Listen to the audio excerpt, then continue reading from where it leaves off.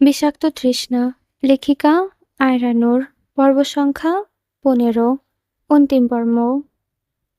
মেহেরাব আর আনায়সা রুমে এসে বেডের উপর গিয়ে বসে। হঠাৎ করে আনায়সা বলে ওঠে, তোমার সাথে আমার কিছু গুরুত্বপূর্ণ কথা আছে। হ্যাঁ, বল। এরপর আনায়সা মেহেরাবকে ফারদিনের ব্যাপারে সবটা খুলে বলে। সবটা শুনে মেহেরাবের পায়ের নিচ থেকে যেন মাটি সরে যায়। যাকে সে এতটা বিশ্বাস করতো সেই তার পিঠ পিছে কলকাঠি নেড়েছে, তার আনাকে ভোগ করতে চেয়েছিল। আপনার বন্ধু ফারদিন কখনোই ভালো মানুষ ছিলই না। সেও তার নিজের বাবা চাচাদের মতোই হয়েছে। আর আপনার সামনে সে এতগুলো বছর ভালো মানুষ হওয়া নাটক করে এসেছে। বলে আয়েশা নিজের ফোনটা বের করে মেহরাবের সামনে ধরে, যেখানে একটা ভিডিও প্লে হয়, যেখানে স্পষ্ট দেখা যাচ্ছে যে সেও নিজেই তার বাবা আর চাচার মতো ভালো মানুষের মুখোশ ধরে নিজের অবৈধ কাজ চালিয়ে গিয়েছে দিনের পর দিন। তার সবচেয়ে বড় বিজনেস ছিল ব্ল্যাক মার্কেটে মেয়েদেরকে বিক্রি করা। কিন্তু এত কিছু মিস্টার নাবিল আর নাবিদ পর্যন্ত জানতো না। সবকিছু এতটা লুকিয়ে আর নিখুঁতভাবে করতো যেন মেয়েরাও টের না পায়। তবে আনেশা আর জাহিদ তো ঠিকই জানতে পারে, সবকিছু হাতে নাতে ধরেও ফেলে। তারাও ফারদিনকে খোঁজ পেতে শুরু করে। কিন্তু জাহিদ ফারদিনের ব্যাপারে খোঁজে লাগানোর জন্য লোক লাগিয়ে রেখেছিল অনেক আগে থেকেই। আনেশা তখনও অব্দি ফারদিনকে চিনত না। তবে একদিন সে জাহিদের সাথে কথা বলতে রুমে ঢুকতে দেখতে পায় জাহিদ ফারদিনের ফটো কাউকে সেন্ড করছে। তখনই এসে জাহিদকে সবটা খুলে বলে। এরপর থেকেই জাহিদ আর ভালো করে ফারদিনের উপর নজর রাখতে শুরু করে দেয়। তার বিরুদ্ধে আস্তে আস্তে প্রমাণ জোগাড় করতে শুরু করে। আর কত ঠকাতে হবে আমাকে? আর কত আর কতজন বাকি আছে আমাকে ঠকানোর জন্য? ফারদিনকে আমি সবচেয়ে আপন বলে মনে করতাম, নিজের ভাইয়ের মতো। কিন্তু ফারদিনও ওর বাবা চাচার মতোই অবৈধ কাজে লিপ্ত। আনিসা মেহরাবের কাঁধে হাত রাখতে মেহরাব তাকে জড়িয়ে ধরে। আনিসা মেহরাবের মাথায় হাত বুলাতে বলতে বলে, তুমি এতটা ভেঙে পড়ছো কেন? তুমি এতটা ভেঙে পড়ো না। ফারদিনের মতো খারাপ মানুষের জন্য নিজেকে কেন কষ্ট দিচ্ছ তুমি? মেহরাব কিছুই বলে না। সে আনাসাকে শক্ত করে নিজের সাথে জড়িয়ে ধরে। আনাসা আর কোনো কথা বাড়ায় না। আনা, এই আনা, কোথায় তুই? আনাসা মেহরাবের ডাক শুনে কোকোকে কোলে নিয়ে আস্তে আস্তে সিঁড়ি দিয়ে নামতে থাকে। আনাসা মেহরাবের সামনে এসে দাঁড়াতে মেহরাব তার মুখে একটা রসগোল্লা পুরে দেয়। আনাসা তো কিছুই বুঝতে পারছে না কেন মেহরাব হঠাৎ করে তো মিষ্টি খাওয়াচ্ছে। আনাসা মিষ্টি চেবাতে চেবাতে কোনো মতে বলে, হঠাৎ মিষ্টি? আনা, তুই রেজাল্ট চেক করিসনি? রেজাল্ট তো আউট হয়ে গিয়েছে। না, এখনো চেক করিনি। আনা, তুই চট্টগ্রাম বিশ্ববিদ্যালয়ে চান্স পেয়ে গিয়েছিস। মেহরাবের মুখে এই খুশির খবর শুনে আনায়াসা তো পুরো অবাক। মেহরাব কোকোকে কোলে নিয়ে বলে, কোকো বেটা, তোমার আম্মু চট্টগ্রাম বিশ্ববিদ্যালয়ে চান্স পেয়েছে। তোমার আম্মু এবার নিজের স্বপ্ন পূরণ করতে পারবে। সত্যি বলছো? তুমি আবার আমার সাথে মজা করছো না তো? সত্যি না হলে কি তোর জন্য আর মিষ্টি নিয়ে আসতাম, বেত নিয়ে আসতাম তোর জন্য। কষ্ট করে পড়িয়েছি, চান্স না পেলে তো খুব মারতাম তোকে, তাই না কোকো বেটা? মেহরাবের কথা শুনে কোকো শব্দ করে ওঠে। মেহরাব হেসে কোকোকে চুমু খেয়ে বলে, দেখ কোকো, কত চালাক, বাবার কথা বুঝে গিয়েছে। অনায়াসে একটু মন খারাপ করে বলে, কিন্তু চট্টগ্রাম তো এখান থেকে অনেক দূর। প্রায় ৩ থেকে ৪ ঘন্টা লেগে যাবে যেতে আসতে। প্রতিদিন জার্নি করে যাওয়া আসাও তো চাপের ব্যাপার। তুই এসব নিয়ে চিন্তা করছিস কেন? আমি কি বলেছি যে এখানে থাকবো? আয়েশা ভ্রুকুচকে বলে, তাহলে কোথায় থাকবো আমরা? কেন চট্টগ্রামে? এখান থেকে একেবারে চলে যাব? মীরা বানাসের কপালে আলতো করে টোকা মেরে বলে, পাগল নাকি একটা? একেবারে চলে যাবো কেন? ৫ বছরের জন্য ওইখানে ফ্ল্যাট নিয়ে থাকবো। তোর পড়াশোনা শেষ হলে আবার চলে আসবো। ও, হুম। আমরা কালকেই বের হব, কেমন? কালকেই? হ্যাঁ। মীরা বানাইসা আর কোকো একেবারে জন্য ফ্ল্যাট নিতে চলে আসে চট্টগ্রামে। আজকে তারা ফ্ল্যাটে উঠবে। মেয়েরা বেশি দেরি করতে চাইছে না। বেশ কয়েকটা ফ্ল্যাট দেখার পর একটা ফ্ল্যাট আনাসের খুব পছন্দ হয়। ফ্ল্যাটটা ৩ রুমের, ২টা বড় বড় ব্যালকনি আছে। একটা বড় কিচেন, ডাইনিং স্পেসও অনেকটা বড়, আর হল রুমও। যদিও মীরা আরেকটা বড় ফ্ল্যাট দেখতে চাইছিল, কিন্তু আনাসা তাকে বাধা দিয়ে বলে, আমার এইখানে সারা জীবন থাকবো নাকি? ৫ বছরের তো ব্যাপার। একটা টোনাটুনির সংসারের পাতানো চালের মতন হলেই হবে। বেশি কিছু একদমই দরকার নেই, বুঝেছেন? কিন্তু আরো একটা ফ্ল্যাট দেখলে তো ভালোই হতো। না, এটাই ফাইনাল। এই গরমে আমি হাঁসফাঁস করছি আর উনি পড়ে আছে আরো ফ্ল্যাট দেখা নিয়ে। দেখো ওগো বাবু, কি অবস্থা হয়েছে তার। বেচারা এমনিতে গরম সহ্য করতে পারে না, তার উপর তার বাবাই খালি ওকে গরমে কুড়িয়ে কুড়িয়ে নিয়ে বেড়াচ্ছে। বাবাই খুব পচা, তোমাকে আর তোমার আম্মুকে কষ্ট দিচ্ছে। আচ্ছা বাবা, ঠিক আছে। কোকো, কাছে আয়। আর নিজের বাবার নামে খারাপ কথা শুনিস না। মেয়েরাবের কথায় আনাসা ফিক করে হেসে দেয়। মেয়েরাব হঠাৎ করে বলে ওঠে, এত ভালো রেজাল্ট করলি, তুই আমার থেকে কি চাস বল? আজকে আমি তোর সব ইচ্ছে পূরণ করব। বলে ফেল। আমার সব ইচ্ছা পূরণ করো তুমি। তবে একটা ইচ্ছা এখনো অপূর্ণ রয়ে গেছে। কি ইচ্ছা? আমাদের তো ২ বার বিয়ে হয়েছে অথচ বিয়ের কোনো ফটোই নেই। ছানাপোনা দিন তাহলে কিভাবে নিজের মা-বাবার বিয়ের ছবি দেখাবে? মেয়ের বানাসের কাছে এসে তার সামনের চুলগুলো কানের পেছনে গুজে দিয়ে বলে, "আবারও বিয়ে করার ইচ্ছা হয়েছে?" আয়েশা আজুক হেসে বলে, "না, বউ সাজার ইচ্ছে হয়েছে। আমি একটা লাল টুকটুকে শাড়ি পরবো। আমার হাত ভর্তি মেহেদি থাকবে। আমার হাতে সুন্দর করে তোমার নাম লেখা থাকবে। তুমি আমার জন্য বর সাজবে আর আমি তোমার জন্য বউ সাজবো। ব্যাস এটুকু ইচ্ছে আমার।" "ঠিক আছে, তোর ইচ্ছাই পূরণ হোক তাহলে।" লাল টুকটুকে একটা জর্জেটের শাড়ি পরে ড্রেসিং টেবিলের সামনের চেয়ারে বসে আছে আনাইসা। শাড়িটা বেশ গর্জিয়াস। শাড়ির পাড়টায় চওড়া একটি সোনালি লেস দিয়ে কাজ করা। আর আঁচলটা তো একদম নজরকাড়া সুন্দর। খুব সুন্দরভাবে ভারী, ভারী এমব্রয়ডারি করা। শুধু পাড়েই নয়, পুরো শাড়ি জুড়েই কাজ রয়েছে। শাড়ির সাথে একটা দোপাট্টাও আছে। সেটাও সোনালি সুতার এমব্রয়ডারি করা। মেহরাব নিজে পছন্দ করে কিনে এনেছে আনাসার জন্য এটি। কিন্তু আনাসা সে তখন দেখেনি। আজকে সকালে কাভার্ড থেকে একটা ব্যাগ হাতে নিয়ে খুলেই দেখল এটা। আনাসা ব্যাগটা খুলতে পায় সুন্দর একটি জর্জেটের গাঢ় লাল বেনারসি শাড়ি। শাড়িটা ১ম দেখায় তার খুব পছন্দ হয়ে গিয়েছিল। শাড়িটা আনাসাকে দেওয়ার পর মেহরাব কিছুক্ষণের জন্য বাইরে চলে যায়। কালকে রাতে আনাসার হাত আর পা ভর্তি করে মেহেদি দিয়েছে। বেশ গাঢ় রং করে হয়েছে তার হাতের মেহেদিগুলো। হাতের মাঝখানে লাভ শেপের মধ্যে মেহরাবের নামখানা একদম জ্বলজ্বল করছে। আনাইসার পাশে দাঁড়িয়ে আছে ওহি আর মিসেস নীলা। বেডের ওপর বসে আছে।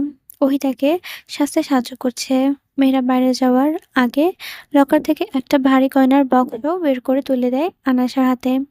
বক্সের ভেতর মেহরাবের মা মিসেস মাহিয়া জেহরায়েলের সমস্ত গয়না আছে।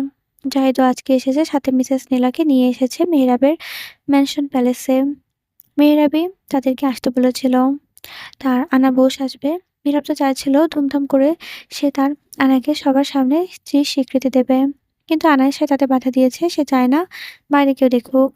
সে একান্ত মেহরাবই তাকে দেখাতে চায় যে তার বউ সাজ। নরেন খানেরও একটা গয়নার বাক্স আছে। মিসেস নীলার বোনের সমস্ত গয়না বের করে এনেছে আর আনাইসার হাতে তুলে দিয়েছে। ২ টা ভারী, ভারী গয়নার বাক্স নিয়ে আনাইসা পড়েছে মহাবিপদে। এতগুলো গয়না সে কিভাবে সামলাবে? তাই ওইকে বলে শাশুড়ির কিছু গয়না আর মায়ের কিছু গয়না মিলিয়ে তাকে পরিয়ে দিতে। মিসেস মাহিয়ার বেশ সাবেকি কয়েকটা গলার হার আছে। ওহি সেখান থেকে আনাইসার জন্য একটা সীতাহার বের করেছে। হারটা পরিয়ে নওরিন খানের একটা চোকার বের করেছে। চোকারটা বেশ ভারী। সেটাও আনাইসাকে পরিয়ে দেয়।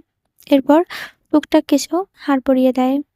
সীতাহারের সাথে একই ডিজাইনের একটা বালি ঝুমকা আছে। ঝুমকোটা বেশ ভারী। আনাসা সেটাও পরে নেয়। ওহি বলে ওঠে, "এবার কানটা বেশ ভরাট, ভরাট লাগছে। আর এদিকে যে আমার অবস্থা কি হয়ে যাচ্ছে! কি ভারী দুল রে বাবা! আমি খালি ভাবছি বড় আম্মু এগুলো কিভাবে পড়েছিল। সবকটা গয়নাই খুব ভারী।" মিসেস নীলা বলেন, "তার বলে কি হবে? তোর শাশুড়ি খুব ইচ্ছে ছিল ছেলের বউয়ের হাতে তার গয়নার বাক্সটা তুলে দেবে। খুব শখ করে ছেলের বউয়ের জন্য গয়নাগুলো বানিয়েছিল। আর নওরিনের ইচ্ছে ছিল মেয়েকে এক গা ভর্তি করে শ্বশুরবাড়িতে পাঠাবে। ২ জনের ইচ্ছাই আজ পূর্ণ হয়েছে, কিন্তু তারা কেউই আর নেই।" মিসেস নীলা একটা দীর্ঘশ্বাস ফেলে। কথাটা বলে ওঠেন। শাড়ির আঁচলে চোখ মুছে নেয় ধীরে। আনাসা চোখগুলো ভিজে উঠেছে। সে কথা ঘোরানোর জন্য ওহির উদ্দেশ্যে বলে, "ওহি, তাড়াতাড়ি গয়নাগুলো পরিয়ে দে তো। উফ বাবা, এত ভারী এগুলো!" ওহি বলে, "হুম, বউ সাজবে আর ভারী গয়না পরবে না, তা কিভাবে হয়? নে, কঙ্কনগুলো পরে নে।" আনাসার হাতে মানশালা আর কঙ্কনগুলো পরে দেয়। এখন তার হাত ভর্তি সোনার চুড়ি। ওহি আনায়াসাকে ২ টা মিডিয়াম ডিজাইনের আংটি পরিয়ে দেয়। এরপর ওহি একটা মানটিনা পরিয়ে দেয় আনায়াসাকে। এই মানটিনাটা নওরিন খানের। ওনার বিয়ের সময় আনায়াসার নানা ভাই মানে আজহার চেহরায় শখ করে মেয়েটিকে মানটিকাটি করিয়ে দিয়েছিলেন। মিসেস নীলাকেও একটা ভারী মানটিকা করিয়ে দিয়েছিলেন। ২ মেয়েকে গা ভর্তি গয়না দিয়েছিলেন তিনি। "নে, তোর সাজ কমপ্লিট। ও দাঁড়া, দোপাট্টাটা তো পরিয়ে দেই। না হলে তো তোর বউ সাজটাই অসম্পূর্ণ থেকে যাবে।" ওই দোপাট্টাটা পরাতেই আনায়াসার সৌন্দর্য যেন আরো বেড়ে গেল। ওই তাকে দেখে বলে ওঠে, মাশাল্লাহ, কি যে সুন্দর লাগছে তোকে! ভাইয়া আজকে তোকে দেখেই বেহুঁশ হয়ে যাবে। ধুর, কিছু বলিস না। হুম, লজ্জায় তো গাল দুটো লাল হয়ে গেছে। থাক, এখন আর লজ্জা পেতে হবে না। চলো, ওকে নিয়ে যাওয়া যাক। মেয়েরা হয়তো অপেক্ষা করছে। আন্টি চলো। বলে ওহি আর মিসেস নীলা আনায়াসকে ধরে সিঁড়ি দিয়ে নামায়। মেহরাবও এতক্ষণ ম্যানশনে ফিরে এসেছে। সে জাহিদের সাথে কিছু কথা বলছিল। মেহরাব এখনো সিঁড়ির দিকে তাকায়নি। তাকালে নির্ঘাত এক্ষুনি একটা হার্টবিট মিস করতো তার। হঠাৎ করেই মেহরাবের চোখ আটকে যায় সিঁড়ির দিকে। আনাসা আস্তে আস্তে নেমে আসছে। আনাসাকে দেখে মেহরাবের হার্টবিট অস্বাভাবিক বেড়ে যায়। তার আনাকে বউ সাজে যে এতটা সুন্দর লাগে সেটা সে কল্পনাও করেনি কখনো। জাহিদ পাশ থেকে মেহরাবকে ধাক্কা মেরে বলে, শালাবাবু, এবার অন্তত শ্বাসটা নিন। শ্বাস তো আটকে আসছে। মরে গেলে তো আমার ছোট বোনটা অকালেই শেষ হয়ে যাবে। বলে জোরে জোরে হাসতে থাকে জাহিদ। জাহিদের কথায় মেহরাব নিজের কল্পনা জগৎ থেকে বের হয়ে আসে, সোফায় বসে পড়ে। মিসেস নীলা আর রুহি আনায়াসকে মেহরাবের পাশে বসিয়ে দেয়। মেহরাব আনায়াসের সাথে মিল রেখে অফ হোয়াইট রঙের একটা পাঞ্জাবি পরেছে। মেহরাব মেয়েদের ডাক দেয়। মেয়েরা বাইরে গিয়েছিল তাজা ফুলের মালা আনতে। সকালে সাদা আর নীল গোলাপে এনেছিল সে খোঁপায় গোজার জন্য। মালাগুলো নিয়ে মেহরাব একটা মালা আনায়াসের গলায় পরিয়ে দেয় আর একটা নিজে পরে নেয়। গোলাপ আর রজনীগন্ধার মিশ্রিত মালা পুরো হলরুমকে যেন ফুলে গন্ধে মোমো করেছে। মেহরাব জাহিদকে উদ্দেশ্য করে বলে, নাও, এবার আমার আর আমার আনার কত সুন্দর সুন্দর ছবি তুলে দাও তো। জাহিদ মেহরাব আর আনায়াসার ফটো তুলতে থাকে। প্রত্যেকটা ছবি সুন্দর হয়েছে। তাদের দুজনকে বেশ ভালোই মানিয়েছে। আর মানাবেই না বা কেন? উপর থেকে তাদের জোড়া বাঁধা হয়েছে। মানতেই হবে। আজকে জাহিদ, মিসেস নীলা, রোহিত সবাই যে রয়্যাল প্যালেসেই থাকবে। কালকে তারা চলে যাবে। ওই তো ভার্সিটি আছে পরশুদিন থেকে। আর জাহিদও থাকতে পারবে না। কালকে তার মিটিং ছিল কিন্তু এখানে আসার জন্য পিছিয়ে দিয়েছে। রাত এখন ১২টা বেজেছে। আনাস এসে ১০টা থেকেই রুমে বসে আছে। এখনো শাড়ি গয়না গা থেকে খোলেনি সে। মেহরাব আসলেই খুলবে। তার জন্য অপেক্ষা করতে করতে আনাসের চোখগুলো প্রায় বন্ধ হয়ে এসেছে। আজকে সে বেশ ক্লান্ত, তাই এত ঘুম আসছে তার। হঠাৎই আনাসের কানে ভেসে আসে দরজা খোলার আওয়াজ। আওয়াজ পেয়ে আনাসা তাড়াতাড়ি চোখ খুলে তাকায় আর বেড থেকে নেমে দাঁড়িয়ে যায়। মেহরাব তার সামনে এসে দাঁড়ায়। আনাসা মেহরাবকে সালাম দেয়। দুইবার বিয়ে হয়েছে তাদের, তবে এগুলো করার সুযোগই হয়নি। মেহরাব আনাসের হাত ধরে তাকে ব্যালকনিতে নিয়ে যায়। ব্যালকনিতে একটা দোলনা আছে। আয়েশাকে সেখানে বসিয়ে তার পা নিজের উবুর উপর রেখে পকেট থেকে একজোড়া নূপুর বের করে মেহরাব। নূপুরগুলো দেখতে খুবই সিম্পল কিন্তু অ্যাডিক্টেড। আয়েশা দেখতেই তার চোখ দুটো যেমন জ্বলজ্বল করে ওঠে। এত সুন্দর জিনিস সে হয়তো খুব কমই দেখেছে। আয়েশাকে দেখেই তো তার খুব খুশি খুশি লাগছে। আয়েশার মুখে হাসি নিয়ে বলে, কখন কিনলেন? কিনেছি। পছন্দ হয়েছে তোর? হুম। আমার জন্য কিছু আনবে আর সেটা আমার পছন্দ হবে না, সেটা কখনো হয়েছে? জানি তো, তোর পায়ে এই নূপুরজোড়া খুব মানিয়েছে। মেহেদির রঙও খুব গাঢ় এসেছে। হুম, তোমার ভালোবাসার উপর নির্ভর করে এই রংটা এসেছে। যে যাই হোক না কেন, এজন্য কি আর দেরি হচ্ছে? আমি কখন থেকে তোমার জন্য অপেক্ষা করছিলাম জানো তুমি? এখনো শাড়ি আর গয়নাগুলো খুলিসনি কেন? ভারী ভারী গয়না পরে আছিস কখন থেকে? র্যাশ বের হয়ে যাবে তো। আনাসা মেহরাবের দিকে নিজের হাত দুটো বাড়িয়ে দিয়ে নরম কণ্ঠে বলে, তোমার জন্য তো অপেক্ষা করছিলাম। তুমি খুলে দাও এগুলো। মেহরাব আলতো হেসে আনায়াসের কপালে টোকা দিয়ে বলে, এক পিচ্চিকে বিয়ে করেছি, গয়নাও নিজে নিজে খুলতে পারে না। এই পিচ্চি বলছো কাকে? আমার বয়স ২০ হয়ে গেছে। মানে হয়ে যাবে সামনে। হুম। মেহরাব আনায়াসার নাকে টোকা দিয়ে বলে, হুম, তুই আমার কাছে তো সে পিচ্চিই থাকবি। আমার আদরে ছোট প্রাণ, আমার আনা পাখি। মেহরাবের কথা শুনে আনায়াসা ফিক করে হেসে দেয়। মেহরাব কিছু না বলে আনায়াসার ঠোঁটের সাথে নিজের ঠোঁট লাগিয়ে দেয়। আকস্মিক আক্রমণে আনায়াসার প্রথমে চমকে গেলেও পরে সে একদম শান্ত হয়ে যায়। মেহরাব সফটলি আনায়াসার কোমল ঠোঁট দুটো নিয়ে চুষে নিতে থাকে তার স্বাদ। কিছুক্ষণ পর তাকে ছেড়ে দিয়ে বলে, সারাদিন অনেক খাটনি গিয়েছে, চল ঘুমিয়ে পড়ি। দেখ তোর চোখগুলো কেমন ছোট ছোট হয়ে দেখছে। একটু আগেই তো ঘুমে ঢুলছিলি মনে হয়। বলেই আনায়াসার হাত ধরে ড্রেসিং টেবিলের সামনে এনে দাঁড় করায়। এরপর আস্তে আস্তে গয়নাগুলো সব খুলে দেয়। মেহরাব কাভারের কাছে গিয়ে আনায়াসার জন্য এক সেট জামা বের করে হাতে ধরিয়ে দেয়। আনায়াসা জামাগুলো নিয়ে ওয়াশরুমে ফ্রেশ হয়ে বেডের কাছে আসে। মেহরাব লাইট অফ করে আনায়াসাকে জড়িয়ে ধরে ঘুমিয়ে পড়ে। দেখতে দেখতে চট্টগ্রামে মেহরাব আর আনায়াসার কেটে গিয়েছে ২টা বছর। তাদের টোনাটুনির সংসার এখন বেশ ভালোই চলছে। এর মাঝে মাঝে তো ঝগড়া খুনসুটি লেগেই থাকে তাদের মাঝে। তাদের ঝগড়া হলেই ওকে নিয়ে টানাটানি শুরু হয়ে যায়। কোকো বেচারা বাবা-মায়ের তেনাস্তা ঝগড়ার মধ্যে চুপ করে থাকে।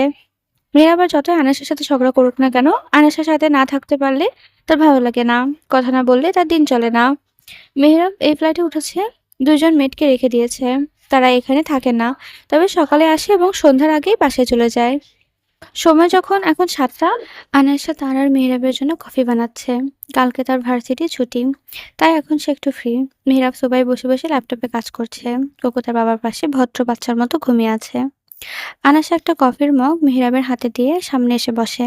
আনাসা কখন থেকে মেহরাবকে কিছু বলতে চাইছে, কিন্তু কিভাবে সে শুরু করবে সেটা বুঝতে পারছে না। মেহরাব কফির মগে চুমুক দিয়ে আনাসার দিকে তাকিয়ে বলে, কি বলতে চাইছিস বলে ফেল। না থাক, পরে বলবো। কেন? এখন বললে কি হবে? বলে ফেল। থাক না, পরেই বলি না হয়। মেহরাব কফির মগটা সেন্টার টেবিলের উপর রেখে আনাসার হাত ধরে তাকে নিজের কোলের উপর বসায় আর পেছন থেকে জড়িয়ে ধরে বলে, যখনকার কথা তখনই বলে ফেলতে হয়। বল এবার কি বলতে চাইছিস? আমি তোমার কাছে একটা জিনিস চাইবো, দেবে তো? আজ অব্দি যা চেয়েছিস তাই তো দিয়েছি, তাহলে আজকে না দেওয়ার কোনো প্রশ্নই ওঠে না। আনাসা আমতা আমতা করে বলে, আমার একটা বাবু চাই। মেহরাব আনাসাকে ছেড়ে দিয়ে বলে, এখন নাও। মেহরাব কোল থেকে উঠে গিয়ে বলে, এখন না কেন? আমার বাবু চাই মানে চাই। আনা সবেমাত্র অগেস্ট সেক্রেটারি উঠেছিস তুই। এখন ৩টা বছর বাকি আছে তোর পড়াশোনার। পড়াশোনা শেষ হোক, তখন এসব বিষয়ে কথা বলা যাবে। আমি চাই না কোনো কিছুতে তোর পড়াশোনা কোনো বাধা আসুক। আনাসা ছলছলনে তাকিয়ে বলে, আজকে যদি এসে বেঁচে থাকতো তাহলে ২ বছর বয়স হতো। তখন ওকে সামলেই তো আমি নিজের পড়াশোনা চালিয়ে যেতাম। আর তাছাড়াও ছোট থেকে আমি যে পরিমাণে স্ট্রাগল করেছি তেমনটা এবারও করবো। তখন যখন কোনো ক্ষতি হয়নি তখন এখনো হবে না। প্লিজ শোনো না, একটা বাবুই তো চাইছি। এরপর পড়াশোনা শেষ করে বাবু নেব। কিন্তু এখন আমার একটা বাবু চাই। মেয়েরাব উঠে আনায়াসের সামনে এসে দাঁড়ায়। আনায়াসের মুখটা আগলে নিয়ে বলে, আনা সবসময় জেদ করতে নেই। তুই তো বড় হয়েছিস, সবটা বুঝিস। আমি চাই না যে তোর পড়াশোনার কোনো ক্ষতি হোক। ছোট থেকে পড়াশোনার জন্য স্ট্রাগল করেছিস, তাই আমি চাই না যে তুই এখন আর কোনো স্ট্রাগল করিস। তোর পড়াশোনা শেষ হইলেই আমরা বেবি নেব, কেমন? পড়াশোনার কোনো ক্ষতি হবে না, প্রমিস। আমি বাবুকে সামলাবো আর পড়াশোনাও করব। এইসব আমি আর থাকতে পারছি না ওকে ছাড়া। ওকে কাকে? ঈশাকে। খুব মনে পড়ছে। আশার কথাগুলো বলতে তার চোখ দুটো ঝাপটা হয়ে আসছে। প্রত্যেক বৃহস্পতিবার সে আর মেহেরাব বারান্দায় যায় আর একদিন করে শুক্রবারে সবার কবর জিয়ারত করে আসে। এক শুক্রবারও গিয়েছিল। এই ৩ দিন যাবৎ আনাসার মনটা খুব খারাপ। খালি ঈশার কথা মনে পড়ে। মেহেরাবও জানে যে আনাসার মনটা ভালো নেই, তাই মনোযোগ খুব একটা ভালো চলছে না ইদানিং। আনাসা মেহেরাবের হাতটা ধরে বলে, প্লিজ প্লিজ রাজি হয়ে যাও না, একটা বেবি নেব। আর এছাড়াও তুমি তো আছো। তুমি আর আমি মিলে ওকে ঠিকই সামলে নেব। প্লিজ রাজি হয়ে যাও। মেহরাব একদমই রাজি হচ্ছে না, কিন্তু আনায়াসও নাছোড়বান্দা। সে নিজের নেট ধরে রাখবে। সে একটা বাবু নেবেই। হঠাৎ করে আনায়াসার ফোনটা বেজে ওঠে। মেহরাব নিজের রুমে চলে যায়। আনায়াসা ফোনটা হাতে নিতে দেখতে পায় জাহিদ তাকে ফোন করেছে। আনায়াসা ফোন কানে নিতেই ওপাশ থেকে জাহিদ বলে ওঠে, কেমন আছো বনু? আলহামদুলিল্লাহ ভালো। আর তুমি? আমি আলহামদুলিল্লাহ ভালো। তোর জন্য একটা খুশির খবর আছে। কি খুশির খবর ভাইয়া? আগামী সপ্তাহে আমাদের বিয়ে। দীর্ঘ ২ বছর ওর পেছনে যোগের মতো লেগে থাকার পরও বিয়েতে রাজি হয়েছে। কাজী বুড়ির বিয়েটা হবে। আর তোর একমাত্র ভাইয়ের বিয়ে বলে কথা, তোকে তো আসতেই হবে। যাবো তো অবশ্যই, কিন্তু আমি তোমার ভাইকে বলতে পারবো না। তুমি নিজেও ওই খারুসটাকে কল দিয়ে বলবে। শাহিদ বুঝতে পেরেছে যে আনাসা রেগে আছে, তাই সে আনাসাকে জিজ্ঞেস করে, কি হয়েছে বোনো তোর? মেহমের সাথে ঝগড়া করেছিস? জানি না কি হয়েছে, ওকে জিজ্ঞেস করো। আচ্ছা ওকে জিজ্ঞেস করে নেবো। খাওয়া দাওয়া কিছু করেছিস? না এখনো করিনি। বেশি কবে আসবে? দেখি ২-৩ দিনের মধ্যে চলে আসবো। কেন? বিয়ে তো সামনের মাসে। দেরি হয়ে আসলে কি বা হবে? আজকেই রওনা দাও। দেখি আজকে আসতে পারলে তো ভালোই হতো। আসলে ওই এত জাঁকজমকভাবে বিয়ের অনুষ্ঠান করতে চাইছে না। ওর সামনে এক্সাম। ও হয়তো ২ দিন পর দেশে ফিরবে। ও আচ্ছা, তাহলে আমি এখন রাখি। আচ্ছা ঠিক আছে, রাখ। জাহিদের কথা শেষ করতেই আনাসা ফোনটা রেখে দেয়। এরপর কিচেনে গিয়ে ডিনার রেডি করে। মেহেরাবকে না ডেকে একা একা খেতে বসে। আজকে যা হয়েছে যাক। কেন সে মেহেরাবের সাথে আর কথা বলবে? আর বলবে না সে কথা। মেহেরাব রুমে ছিল। কিছুক্ষণ পর রুম থেকে বের হয়ে ডাইনিংয়ে এসে কাছে আসতে দেখতে পায় আনাসা খাওয়া শেষ করে প্লেট নিয়ে কিচেনের দিকে যাচ্ছে। মেহেরাব বেশ অবাক হয়ে যায়, কারণ প্রথমবারের মতো আনাসা এত জলদি খাবার টাবার শেষ করে নিয়েছে। আর দ্বিতীয়বার তার আনাশা যত ঝগড়া হোক না কেন, আনাশা কখনোই তার আগে খাবার খায় না। তাহলে আজকে হঠাৎ একা একাই কিভাবে খেয়ে নিল? মিহরাব ডাইনিং টেবিলের কাছে দাঁড়াতেই দেখতে পায় আনাশা তার প্লেটটা রেখে দিয়েছে, কিন্তু খাবার বেড়ে দেয়নি। মিহরাব আনাশাকে উদ্দেশ্য করে বলে, কি ব্যাপার, আজকে নিজে নিজে খেয়ে নিলে? আমার খাবার যে বাড়িস নি? মেহরাবের প্রশ্নের কোনো উত্তর না দিয়ে আনাশা নিজের হাতের কাজগুলো শেষ করে রুমের দিকে পা বাড়াবে। সে মেহরাবও তার পিছন পিছন যায়। আনাশা রুমে এসে লাইট অফ করে বেডে গিয়ে শুয়ে পড়ে। মেহরাব তার মাথার কাছে গিয়ে দাঁড়ায়, বলে, আনা, তুই কেন খামোকা জেদ করছিস বলতো? আমি তো তোর ভালোর জন্য বারণ করছি। আমার উপর রাগ করে থাকিস না। না, 3টা বছরই তো, এরপর ভেবে নিব, প্রমিস। আনাসা কিছু বলে না, চুপ করে শুয়ে থাকে। মেহরাব আবারও বলে, আনা, আমার কথা শোন। আনা, জেদ করিস না পাখি। বলে মেহরাব বেডের উপর এসে বসে, আনাসার গায়ে হাত দেয়। তাকে ডাকতে থাকে, কিন্তু আনায়াসার কোনো সাড়া শব্দ নেই। মেহরাব আনায়াসার নাকের কাছে হাত দিতেই বুঝতে পারে যে আনায়াসা গভীর ঘুমে মগ্ন। যা বাবা, এত ফাস্ট ঘুমিয়ে গেলি, তাও আবার এত গভীর? তখনই মেহরাবের ফোন বেজে ওঠে। মেহরাব ফোন কানে নিতে ওপাশ থেকে জাহিদ বলে, কি ব্যাপার শালাবাবু, আমার বোনের সাথে ঝগড়া করেছো নাকি? ওই একটু জেদ করছিল। কিছুক্ষণ আগে কল করেছিলাম, তখন রেগে কথা বলছিল, তাই ধরে নিলাম হয়তো রাগ করেছে। সে যাই হোক, একটু সুসংবাদ দেবো নাকি? কি সুসংবাদ? সামনের রবিবার আমার আর ওহির বিয়ে। ও, তাহলে দীর্ঘ 2 বছর ওহির পেছন পেছন ঘুরে এখন বিয়ের জন্য রাজি হলো? হুম। কোথায় বিয়ে করছো? ওহির বাবার বাড়ি, গাজীপুর। ও, আনাকে নিয়ে 3 দিন আগে পৌঁছে যেও। 3 দিন আগে সম্ভব না, আমার কাজ আছে। আমি আনাকে নিয়ে একদিন আগে যাব। সেটা কিভাবে হয়? ভাইয়ের বিয়ে বলে কথা। আমিও তো যেতে চাই, কিন্তু বুঝতেই তো পারছো। তাও চেষ্টা করে দেখো। একদিন আগে ছাড়া সম্ভব নয়। কি আর বলবো। আচ্ছা ঠিক আছে, বিয়ের আগে আসতে পারলেই হলো। আচ্ছা। দেখতে দেখতে জাহিদ আর ওহির বিয়ের দিনও চলে এসেছে। কালকে তাদের বিয়ে। মেহেরাব আনাসাকে নিয়ে আজকেই বের হবে। বেশ লম্বা জার্নি বলে কথা। আনাসা আর মেহেরাবের লাগেজ গুছিয়ে নিচ্ছে। মেহেরাব ওয়াশরুম থেকে বের হয়ে ভেজা টাওয়াল দিয়ে বেডের উপর রেখে ড্রেসিং টেবিলের সামনে গিয়ে চুল ছিটাচ্ছে। তখনই আনাসা বাজ খায় কণ্ঠে বলে, তুমি এই ভেজা টাওয়ালটা বেডের উপর রাখলে কেন? এটা কি টাওয়াল রাখার জায়গা? যাও, এক্ষুনি ব্যালকনিতে গিয়ে মেলে দিয়ে এসো। মেহেরাব তো আনাসা আমার ব্যবহারে বেশ অবাক হয়ে যায়। আনাসা কখনোই তার সাথে ব্যবহার করে না, কিন্তু সে ইদানিং দেখছে আনাসা বেশ বিরক্ত হচ্ছে তার উপর। তার মেজাজ যেন সবসময় তুঙ্গে থাকে, একদম আগের মতো। কিন্তু ঈশা যখন তার পিঠে ছিল, তখনও আনাসা মেহরাবের সাথে ছোটখাটো বিষয় নিয়ে আমার ভাই চিল্লাপাল্লাই করে যেত। প্রত্যেকটা জিনিসই সে খুঁতখুত করত। এবং আরো একটা জিনিস মেহরাব খেয়াল করেছে, আনাসার ঘুমও আগে থেকে বেশ ভারী হয়েছে। ঈশাকে পেতে থাকাকালীনও আনাসার ঘুম বেশ ভারী হতো, তাকে ডেকে তোলা যেত না। তবে এবার তার ঘুমের আগেরবার থেকে যেন একটু বেশি গভীর। মেহরাব চিরুনিটা ড্রেসিং টেবিলের উপর রেখেছে। আনাসা সামনে এসে দাঁড়ায় আর বলে, আনা, তোর কি হয়েছে বলতো? বেশ কদিন ধরে আমি লক্ষ্য করছি তুই সেই আগের মতো হয়ে গেছিস। মানে ঈশা যখন তোর পেটে ছিল, ঠিক তখনকার মতো হয়ে গেছিস। আনা, তুই কি প্রেগনেন্ট? জিজ্ঞাসা দৃষ্টি মেহরাবের। আনাসা মেহরাবের কথায় তিরিক্ষি মেজাজে বলে, কে বলেছে যে আমি প্রেগনেন্ট? হ্যাঁ, এই, তুমি আমার সাথে এমন করছো কেন? আমি আর যাবোই না, যাও তুমি একা একা। বলে আনাসা দুহাত বুকে গুজে বেডের উপর বসে পড়ে। মেহরাব তো একদম ভেগর চেকা খেয়ে যায়। সে এমনকি বলে যে আনাসা তার উপর এতটা রেগে গেল। মেহরাব নরম কণ্ঠে বলে, আনা, রাগ করছিস কেন?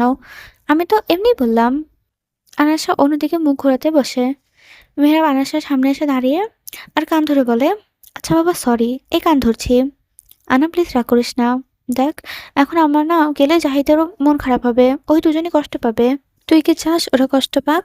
আনাসা ঠোঁট ফুলে বাচ্চাদের মতো কাঁদতে কাঁদতে বলে, তাহলে তুমি আমাকে ওইভাবে কেন বললে? তুমি আমাকে বকলে কেন? মেহরাব আনাসার চোখের পানি মুছিয়ে দিয়ে বলে, কোথায় বকলাম, আমি তো মজা করছিলাম। এরপর মেহরার ঘড়ির দিকে তাকিয়ে বলে, দেখ, 4টা বেজে গিয়েছে, 4টা 30-এ নেয় বাস। এখন না বের হলে পৌঁছাবো কখন? প্লিজ আনা, রেডি হয়ে নে। আনাসা মাথা তুলে বেড থেকে উঠে কাভার্টের কাছে গিয়ে নিজের জামা নিয়ে ওয়াশরুমে ঢুকে পড়ে। এরপর রেডি হয়ে বের হয়ে আসে। মেহরাব এক হাত দিয়ে আনাসার হাত ধরে অন্য হাত দিয়ে লাগেজটা ধরে। এরপর লিফটের কাছে এসে বাটন প্রেস করে এবং লিফটটা খুলে যাওয়ার সাথে সাথে ওরা উঠে পড়ে। খয়েরি রঙের ব্রাইডাল একটা লেহেঙ্গা পরে বসে আছে ওহি। লেহেঙ্গাটা বেশ ভারী, খুব সুন্দর এমব্রয়ডারি কাজ করা। আনাসা নিজ হাতে আজকে তার হবু ভাবিকে সাজাচ্ছে, একের পর এক গয়না পরিয়ে দিচ্ছে তাকে। ওই তো কাঁদতে মন চাইছে, আনাসা তো হাসি থামছে না। ওই তার হাসি দেখে গোমরা মুখে বলে, এই আনা, তুই হাসছিস কেন? আমার অবস্থা নাজেহাল হয়ে যাচ্ছে আর তুই হাসছিস? কেমন বান্ধবী তুই? ভাবি ভুল বললে। এখন আর আপনি আমার বান্ধবী নন। একটু পরপরই আপনি আমার ভাবি হয়ে যাবেন। একটু পরে হব। এখনো তো হইনি। তাই এখনো আমি তোর বান্ধবী। এখন আমি বুঝতে পারছি তোর তখন কি অবস্থা হয়েছিল। একেতো তো ভারী লেহেঙ্গা তার উপর এই ভারী, ভারী গয়না। তোর ভাই আস্ত একটা গাধা। এত ভারী লেহেঙ্গা কে কেনে বলতো? বউ বলে কথা। পাতলা লেহেঙ্গা দিলে মানুষ ভাইয়ের নামেই নিন্দা করবে। দেখ কি সুন্দর লাগছে তোকে। তখনই রুমে ওহির মামি মিসেস রুমা প্রবেশ করে। মিসেস রুমা আনাশাকে উদ্দেশ্য করে বলে, তোমার সাজানো শেষ মা? আনাশা আলতো হেসে বলে, জি মামি, সাজানো শেষ। এক্ষুনি কাজী সাহেব আসবেন বিয়ে পড়াতে। এবার রুমে ওই আরো কাজিন প্রবেশ করে। ওহি বেডের পাশে গিয়ে বসে পড়ে। আনাসা আর ওহি কাজিনের সবাই মিলে তাকে ঘিরে বসেছে। নিচে অনেক পুরুষ মানুষ আছে। আর আনাসা তো এখানে যেতে পারবে না। তাছাড়া জাহিদও চাইছিল না ওহিকে নিয়ে নিজে আনতে। সে একদম বিয়ে শেষ করেই ওহিকে দেখবে। তাই ওহিকে রুমে বসানো হয়েছে এবং জাহিদ নিজ হলের রুমে বসে আছে। মেহরাব জাহিদের পাশে আছে। জাহিদ একটা ক্রিম রঙের শেরওয়ানি পরেছে, সাথে লাল দোপাট্টাও আছে। একদম রাজকীয় সাজ। মেহরাব একদম হালকা নীল রঙের একটা পাঞ্জাবি পরেছে, যেটাতে হালকা হালকা গোল্ডেন রঙের টাচ করা। মেহরাবের সাথে মিল রেখে আনাসহ হালকা নীল রঙের সিল্কের একটা শাড়ি পরেছে।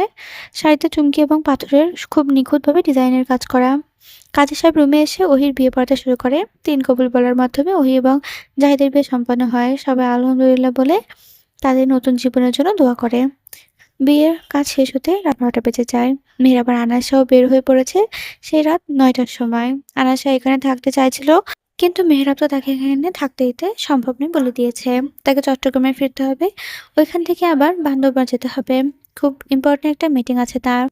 আর মেহেরাব এই বাড়ি ভর্তি মেহমানের মধ্যে আনাসা কখনো একা রেখে যাবে না। আনাসা তো জাহিদের বাসর ঘরে ঢোকার গেটও ধরতে পারেনি। মেহেরাব তালা দিয়ে তাকে বাড়ি নিয়ে যাচ্ছে। আর এজন্য তো সে মেহেরাবের সাথে এক রাউন্ড ঝগড়া করে ফেলেছে। ওই বসে আছে পুষ্পসজ্জিত খাটের ওপর। জাহিদ এখনো রুমের দরজা আটকে আছে। ১ লাখ টাকা না দিলে তাকে ভেতরে ঢুকতে দেওয়া হবে না। জাহিদ যে চাইছিল না, তার ভাষ্যমতে ওই এখন তার বউ টাকা দিয়ে তাকে দেবে। আর তার বউয়ের কাছে যাওয়ার জন্য টাকাই বা লাগবে কেন? ২টা বছর কত ঘুরিয়েছে ওই তার পেছন পেছন, কত কষ্ট করে সে এই বিয়ের জন্য রাজি করিয়েছে তাকে। এখন কেন তার বউয়ের কাছে যেতে গেলে টাকা দেওয়া লাগবে? কিন্তু তার শালক আর শালিকারা তো এত সহজে মানবে না। তাদের একটাই দাবি, টাকা ফেললেই রুমে ঢুকতে পারবে। টাকা না দিলে সারা রাত বউ ছাড়া থাকতে হবে। জাহিদের কোনো উপায় না পেয়ে নিজের কার্ডটা বের করে তাদের হাতে ধরিয়ে দিয়ে বলে, নাও, যত খুশি টাকা তুলে নাও। এবার অন্তত আমাকে ভেতরে ঢুকতে দাও। দুলাভাই, কার্ডে টাকা আছে তো? না মানে, এমনও তো হতে পারে কার্ড খালি আমাদেরকে বোকা বানিয়ে ভেতর প্রবেশ করালেন। বিশ্বাস না হলে কি করব? পিনও বলে দিচ্ছি। এখনকার মতো ছেড়ে দাও। তাছাড়া আমি তো আছি। টাকা না পেলে যেতে দেবো না, কেমন? ঠিক আছে, পিনটা বলুন তাহলে। জাহিদ ফট করে পিনটা বলে দেয়। সাথে সাথে একজন দরজা খুলে জাহিদকে ভেতরে ঢুকতে দেয়। আর তারা কার্টনে চলে যায়। জাহিদ ভেতরে প্রবেশ করেই দরজাটা লাগিয়ে দিয়ে ধীর পায়ে বেডের কাছে গিয়ে দাঁড়ায়। ওই বেডের উপর টুপ করে বসেছিল। জাহিদ গিয়ে বেডের উপর বসে। নিজের শেরওয়ানির পকেট থেকে একটা সুন্দর সোনার ব্রেসলেট বের করে ওহির হাত ধরে। আলতো করে ব্রেসলেটটা পরিয়ে দিয়ে বলে, ১.৫ মোহরের আগে শোধ করে দিয়েছি। এখন এই গিফটটা নিয়ে এসেছি। পছন্দ হয়েছে? ওই বেড থেকে নেমে দাঁড়িয়ে যায় আর বলে, এসব গিফট আমার মন করবে না। মানে? কি ভেবেছেন আমাকে গিফট দেবে আর আমিও তোমাকে ক্ষমা করে দেবো? আজ তুমি আমাকে ছবেই না। এটা কেমন কথা হলো? এটাই কথা। যাও, সোফায় গিয়ে শো। একদম বেডে আসবে না। বেডে যদি আসার চেষ্টাও করো তাহলে কালকেও তোমার শাস্তি হবে। না, না, এমন শাস্তি দিও না। কেন? যখন আমি তোমাকে ফোন করতাম তখন আমাকে মুখের উপর কল কেটে দিতে না? তখন যেমন আমিও চুপ করে মেনে নিয়েছি, তাহলে এখন তোমাকে মেনে নিতে হবে। বলেই উল্টো দিকে বেডের কাছে গিয়ে শুয়ে পড়তেই যাবে, পেছন থেকে অমনি জাহিদ ধরে রাখে। এই পেয়েছি তোমাকে, আর ছাড়ছি না। আমার কাছে ছাড়া পাবে না তুমি। ওহি অনেক কষ্টে নিজের হাসি আটকে রেখেছে, তবুও সে হেসে ফেলে। আনিস এখন মেহরাবের কাঁধে মাথা রেখে তার বাঁ হাতে বাচ্চাদের মতো জড়িয়ে ধরে ঘুমাচ্ছে। মেহরাব এক হাত দিয়ে ড্রাইভ করছে আর অন্য হাত দিয়ে আনাসাকে দখল করে রেখেছে। যাওয়ার সময় বাসায় আসলেও আসার সময় তারা নিজের গাড়িতে করেই আসছে। আনাসের খুব ইচ্ছে ছিল বাসে করে যাওয়ার, কিন্তু মেহেরাব তো বারণ করে দিয়েছে। তবে আনায়ার সাথে জেদ ধরেছিল, তাই মেহেরাবকেও অগত্যা রাজি হতে হয়েছে। কিন্তু আসার সময় মেহেরাবের কড়া নির্দেশ ছিল যে সে আর বাসে যাবে না, তাই গাড়িতে করেই আসতে হলো আনাসাকে। মেহেরাব আনাসাকে দেখে ফিক করে হেসে দেয়, মনে মনে বলে, আমার সাথে ঝগড়া করবে, আবার আমাকে ছাড়া থাকতেও পারবে না। হঠাৎই আনাসা তাকিয়ে যায় আর অস্থির কণ্ঠে বলে, গাড়ি থামাও। মেহেরাব তো অবাক হয়ে যায়। মেহেরাব আনাসাকে জিজ্ঞেস করে, কেন? তাড়াতাড়ি গাড়ি থামাও, আমার খুব বমি আসছে। মুখে হাত চেপে ধরে সে। মেহেরাব তাড়াতাড়ি করে গাড়ি সাইডে থামায়। গাড়ি থামানোর সাথে সাথে আনাসা গাড়ির দরজা খুলে নিচে নেমে পড়ে আর বমি করতে লাগলো।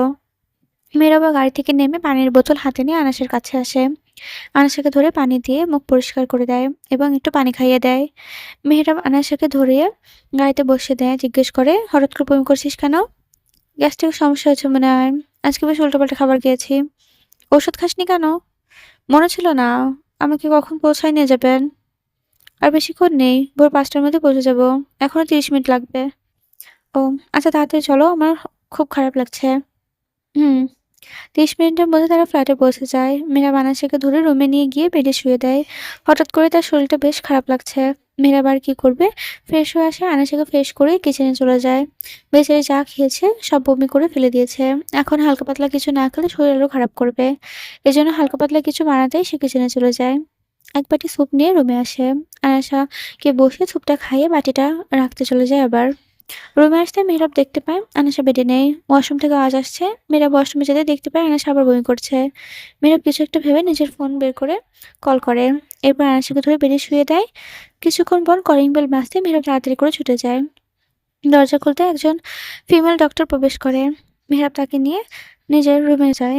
তিনি আনাসাকে চেক করে হাসি মুখে বলেন, কংগ্রাচুলেশন মিস্টার ছেড়ে, আপনি বাবা হতে চলেছেন। উনি ২.৫ মাসের অন্তঃসত্ত্বা। মেহরাব মনে মনে যেটা ভেবেছিল সেটাই হলো। সে কয়েকদিন ধরেই ভাবছিল, কিন্তু আনাসার সামনে তো এই বিষয়ে কোনো কথাই বলতে পারছিল না। চিন্তার কিছু নেই।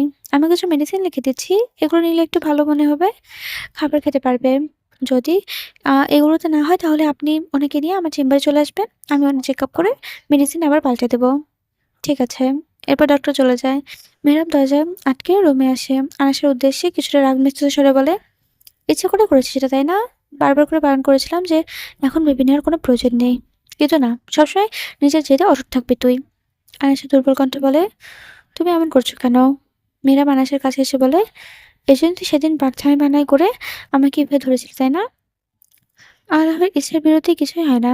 আর আমি তো বলেছিলাম যে আমি সবটা সামলে নেব। পড়াশোনা করব, বাচ্চাও সামলাবো। তুমি রাগ করো না। মেয়েরাম রাগ হলেও আনাসা টলটলে চোখ দেখে সেই রাগটা উধাও হয়ে যায়। সে আনাসাকে জড়িয়ে ধরে বলে, সামলে ঠিকই নিবি, কিন্তু আগেরবার কি হয়েছিল তার মনে নেই? এত শরীর খারাপ নিয়ে তুই কিভাবে পড়াশোনা কন্টিনিউ করবি? নিজের স্বপ্নগুলো কিভাবে পূরণ করবি? আনিসা মেহরাবের মুখ গুজে বলেন, ওইটা যেমন আমার স্বপ্ন, তেমন এটাও মা হওয়া আমার স্বপ্ন। মায়ের সব পারে। আমিও ঠিকই সবটা সামলে নেব। খালি তুমি পাশে থাকলে। আমি তো আছিই। আনিসা মেহরাবকে ছেড়ে দিয়ে বলে, তাহলে আমার আর চিন্তার কিছুই নেই। আনিসা ড্রয়িং টেবিলের সামনে দাঁড়িয়ে আছে। চুল আঁচড়াচ্ছে। দাঁড়িয়ে থাকার ফলে কোমরের নিচ থেকে ২টা পা খুব ব্যথা করছে। আর ব্যথা বাড়বেই না বা কেন? ৭ মাসের উঁচু পেট নিয়ে তো আর বেশিক্ষণ দাঁড়িয়ে থাকতে পারবে না সে। সাধারণত ৭ মাসের প্রেগন্যান্সিতে এত উঁচু পেট হয় না যতটা আনাসের পেট উঁচু হয়েছে। আজকাল তো শ্বাস নিতেও বেশ কষ্ট বোধ হয় বেচারির। আনাসা চিরুনি ড্রেসিং টেবিলের উপর রেখে কোমরে হাত দিয়ে ঠোঁট চেপে দাঁড়িয়ে আছে। হঠাৎ করে মেয়েরা পেছন থেকে এসে আনাসার পেটের নিচ দিকে আলতো করে ধরে, উপরে উঠে তুলে ধরে। আনাসা মেহরাবের বুকে পিঠ গুজিয়ে দেয়। চোখ বন্ধ করে কাঁধ এলিয়ে দেয়। এখন একটু আরাম লাগছে তার। ডাক্তার বলেছে মাঝে মাঝে যদি শরীরটা ভারী লাগে তাহলে হালকা করে পেটটা উঁচু করে ধরতে পারে।